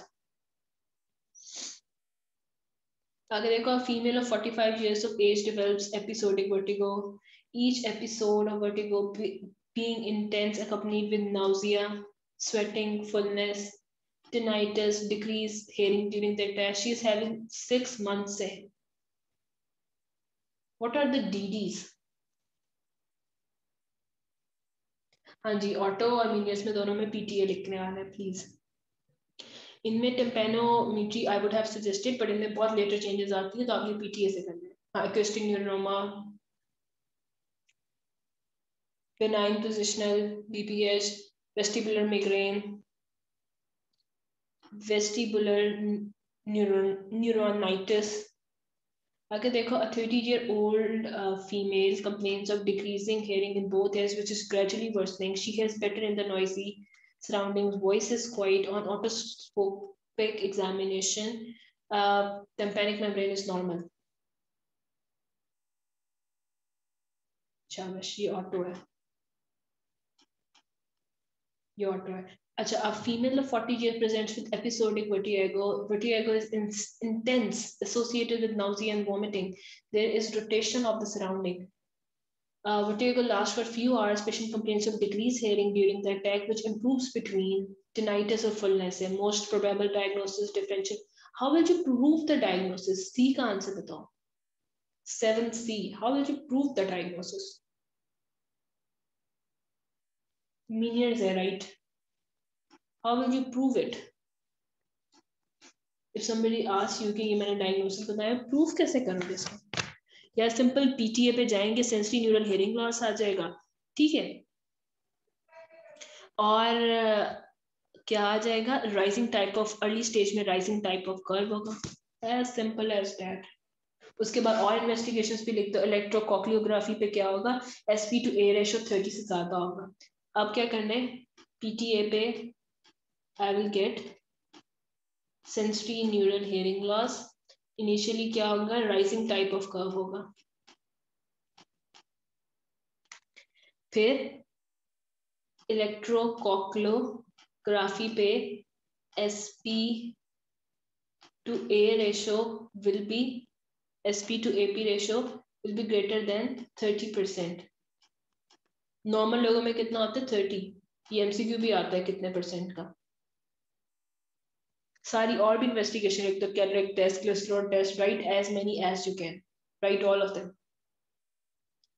आगे deaf child. In ENT outpatient department, a mother came with a 3.5-year child. She complains that their kid does not respond to the normal voices and develop no speech. 3.5 years का हो गया. There is no significant medical or surgical history. Audiological investigation we suggest to confirm. इसका ना graph दिया हुआ उन्होंने, ये वाला, इसको मेमोराइज करना है, ठीक है. ये वाले रिफ्लेक्सेस कुछ आप लोग पीड्स में करोगे नेक्स्ट ईयर. इसमें से मुरूस रिफ्लेक्स हम कराते हैं, सेसेशन रिफ्लेक्स करा के दिखाते हैं बच्चों को पीड्स में, उन्होंने परफॉर्म भी करने होते हैं. But you have to memorize this table. Neonatal screening करनी ABR से, एक अराउजल टेस्ट से शोर में जाके उसको अराउज करते हैं. If the child does not respond, उसके बाद auditory cradle, response in cradle, Kerala में उसको अपनी गोद में लेकर चेक करते हैं. बेबी रिस्पॉन्सेस, मुरूस चेक करते हैं, सेसेशन करते हैं, रिफ्लेक्स डिस्ट्रैक्शन टेक्निक्स करते हैं 6 to 11 मंथ के बेबी में, कंडीशनिंग रिफ्लेक्सेस करते हैं, ऑब्जेक्टिव टेस्ट करते हैं. अच्छा, एक कॉन्सेप्ट है also I received MCQ, objective और सब्जेक्टिव का क्या है. दो तरह के हमारे पास हेयरिंग के ना चीजें हैं, सब्जेक्टिव टेस्ट है, ऑब्जेक्टिव टेस्ट है. सब्जेक्टिव टेस्ट है PTA, जैसे हम करें, like suppose I have a patient name Ayesha. मैं रिपीट कर रही हूँ, I have a patient name Ayesha, ठीक है. मैं सस्पेक्ट कर रही हूँ उसको ऑटोस्क्लेरोसिस है. अभी मैंने आप लोगों को बताया कि हमारे पास इन्वेस्टिगेशन ऑफ चॉइस क्या है, PTA. तो अब मैं क्या करूंगी, मैं उसे कहूंगी छोटी फ्रिक्वेंसी से स्टार्ट करूंगी, 100 पे दी, 500 पे दी. मैं से पूछूंगी आपको सुनाई दे रहा है, इफ शी सेज यस और no, I will plot a graph PTA में. ठीक हो गया. PTA में ट्यूनिंग फोक में आप पूछते हो ना, आपको एयर में ऐसे सुनाई दे रहा है, अच्छा ऐसे रखते हो कान पे, ठीक है. फिर पूछते हैं यहाँ अच्छा सुनाई रखना है, ये बोन पे दे रहा है. ये सारे रिस्पॉन्स डिपेंड करता है पेशेंट कैसे दे रहा है. पेशेंट झूठ बोल सकता है, पेशेंट बच्चा हो सकता है. बच्चे तो आपको नहीं बताएंगे कि मुझे यहाँ पे बोन पे अच्छा सुनाई देता है, मुझे इस फ्रिक्वेंसी पे अच्छा सुनाई दे रहा है. Kids can not do it, और देयर आर लायर्स, ठीक है. इंजीनियरिंग होती है जो हमने पढ़ी है फोरेंसिक में, वो झूठ भी बोल रहे हो सकते हैं टू गेट बेनिफिट. तो सब्जेक्टिव टेस्ट में लोग चीट कर सकते हैं, ठीक है. ऑब्जेक्टिव टेस्ट वो होते हैं जिनको ऑटोमेटिकली रिकॉर्ड करते हैं, जैसे इम्पीडेंस ऑडियोमेट्री जो कल हमने ग्राफ्स किए थे, राइट. उसके बाद ऑटो एक्यूस्टिक एमिशंस हैं, evoked response and audiometry, PDL reflexes. या ऑब्जेक्टिव टेस्ट है, इनमें we don't need tympanic membrane की मोबिलिटी चेक कर ली हमने और चीजें. We don't need the patient child, अगर मेंटली हैंडीकैप है उसका अगर आप कर रहे हो तो आप सब्जेक्टिव टेस्ट यूज करोगे, ऑब्जेक्टिव टेस्ट यूज करोगे. हेयरिंग का कौन सा वाला यूज करोगे. अगर मैं आपको कहूँ कि the patient presented to me is mentally challenged, which investigation would you perform. तो उसमें आपको इन्वेस्टिगेशंस के नाम दिए होंगे और आपने ना उसको सब्जेक्टिव वाली नहीं करानी।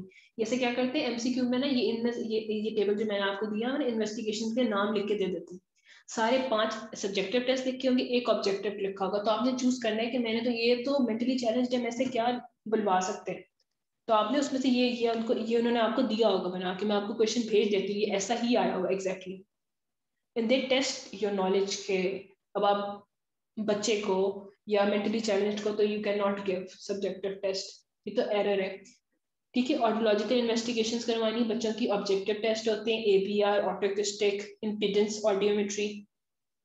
अब मैनेज कैसे करना है, जब ये बच्चे का आपने डायग्नोसिस बना लिया डेफ चाइल्ड है, तो आपने पेरेंटल गाइडेंस करनी है, पेरेंटल गाइडेंस काउंसलिंग, उनको बता देना है उनका child will never be able to hear, right. वो शॉक में होंगे, दे माइट क्राई। उसके बाद आपने कहना है कि हेयरिंग एड्स हम इवेल्युएट कर लेते हैं चाइल्ड को, there might be hearing aids available. फिर उसके बाद इवेल्युएट करना है, कॉक्लियर इम्प्लांट्स लगा सकते हैं, इवेल्युएट करना है कि उसमें लग भी सकते हैं कि उसकी फंक्शनिंग है भी कि नहीं। फिर उसके बाद स्पीच एंड डेवलपमेंट को बतानी है कि हम ऑडिटरी ओरल करते हैं, टोटल कम्युनिकेशन उसको हम जैसे साइन लैंग्वेज से बच्चे को समझा सकते हैं, इनके अलग स्कूल होंगे, वोकेशनल एजुकेशन इनकी होगी, ठीक है। डेवलपमेंट ऑफ इनकी स्पीच एंड लैंग्वेज कैसे होगी कि इनको हम साइन लैंग्वेज होगी, इनको लिप कम्युनिकेशन बता सकते हैं, साइन लैंग्वेज है, फिंगर स्पेलिंग है, ठीक है। वोकेशनल इनके स्कूल्स होंगे। Again, a mother had brought her 6-month-old child with suspicion that her child does not respond to the sound of environment. On examination, child did not wake up from sleep even after giving sound stimulus. की deaf child हो गया. How will you assess the child? You will have to make the table. Treatment option है, हम parent को counsel कर दें, ठीक है, कि ये child might not be able to speak. Hearing aids evaluate करने के बाद दे सकते हैं. कॉकलियर इम्प्लांट्स और development of speech and language, उनको साइन लैंग्वेज लर्न करनी पड़ेगी, मैनुअल कम्युनिकेशन होगी उनकी, और इनको स्पेशल स्कूल्स में डालेंगे। ये हमारे पास है इन बच्चों के लिए ऑप्शंस।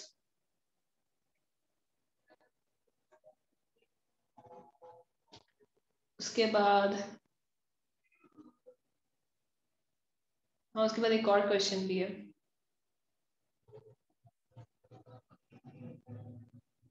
अच्छा, ओटेल्जिया होता है एयर एक, ओटोरिया होता है, ओटोरिया होता है कान से कुछ निकल रहा है, बह रहा है, ठीक है, something coming out of the fluid, बह रहा है कान।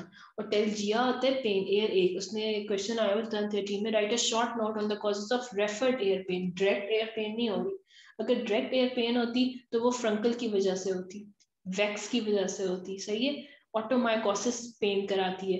एक कल हमने डिजीज 10 दफा की थी जो कि बहुत पेन करा रही थी, पेशेंट रोता रोता आ रहा था, क्या थी वो डिजीज? एक्सटर्नल एयर की थी लेकिन पेशेंट रोता रोता आ रहा था, शाबाश। वो थी मिलिग्नेंट ओटाइटिस एक्सटर्ना, ठीक है। ओटाइटिस एक्सटर्ना में रोता रोता पेशेंट आ रहा था, एक्सक्रूशिएटिंग पेन एडल्टली पेशेंट। मिडिल एयर में सारी हमारी एक्यूट ओटाइटिस मीडिया, मेस्टोटाइटिस, ये सारी की सारी पेन कॉज करती है। अब उसने रेफर्ड कॉजेस पूछी है। रेफर्ड कॉजेस का मतलब है cranial 5 auricular temporal branch, cranial 9 tympanic branch या 10th ऑरिकुलर ब्रांच से आ रही है पेन, ठीक हो गया। तो ऑरिकुलर टेम्पोरल जो ब्रांच है 5th से, वो आ रही है डेंटल पेन है, जिसकी वजह से आपके कान में दर्द हो रही है, या मुंह में अल्सर्स है उसकी वजह से कान में दर्द हो रही है। उसके बाद 9th क्रेनियल लाइफ 9th जो टिम्पैनिक ब्रांच है, उसमें क्या टॉन्सिल्स की वजह से गले में दर्द हो रही है, ये याद रखना। टॉन्सिल में जब लिखा हुआ आएगा एयर एक हो रही है तो भूल जाते हो कि referred pain from cranial nerve 9 tympanic branch. Tonsils में पेरिटॉन्सिल एब्सेस में कानों में पेन होगी क्योंकि नर्व सप्लाई शेयर हो रही है, राइट। उसके बाद कैरिनफ 10 में एपिग्लोटाइटिस में, लेरिंग्स में, लेरिंजियोफेरेंस में मेलिग्नेंसी है, ट्यूमर है, कान में पेन होगा because the nerve is being shared,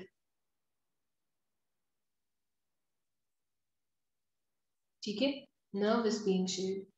I think we left one more question.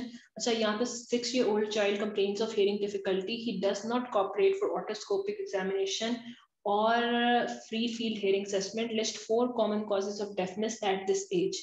6-year-old पे एंड गिव 2 ऑडियोलॉजिकल टेस्ट। अगर अब आप 2 ऑडियोलॉजिकल टेस्ट लिख सकते हो बच्चे की एग्जामिनेशन के।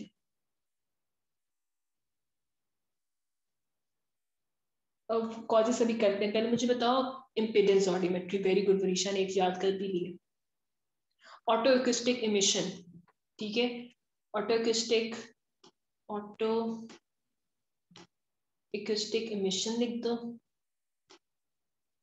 और impedance audiometry, impedance audiometry, auto acoustic emission, कोई भी लिख सकते हो। एनी 2 ऑडियोलॉजिकल टेस्ट में कौन से लिखने हैं आपने? Objective test, auto acoustic emission, impedance audiometry.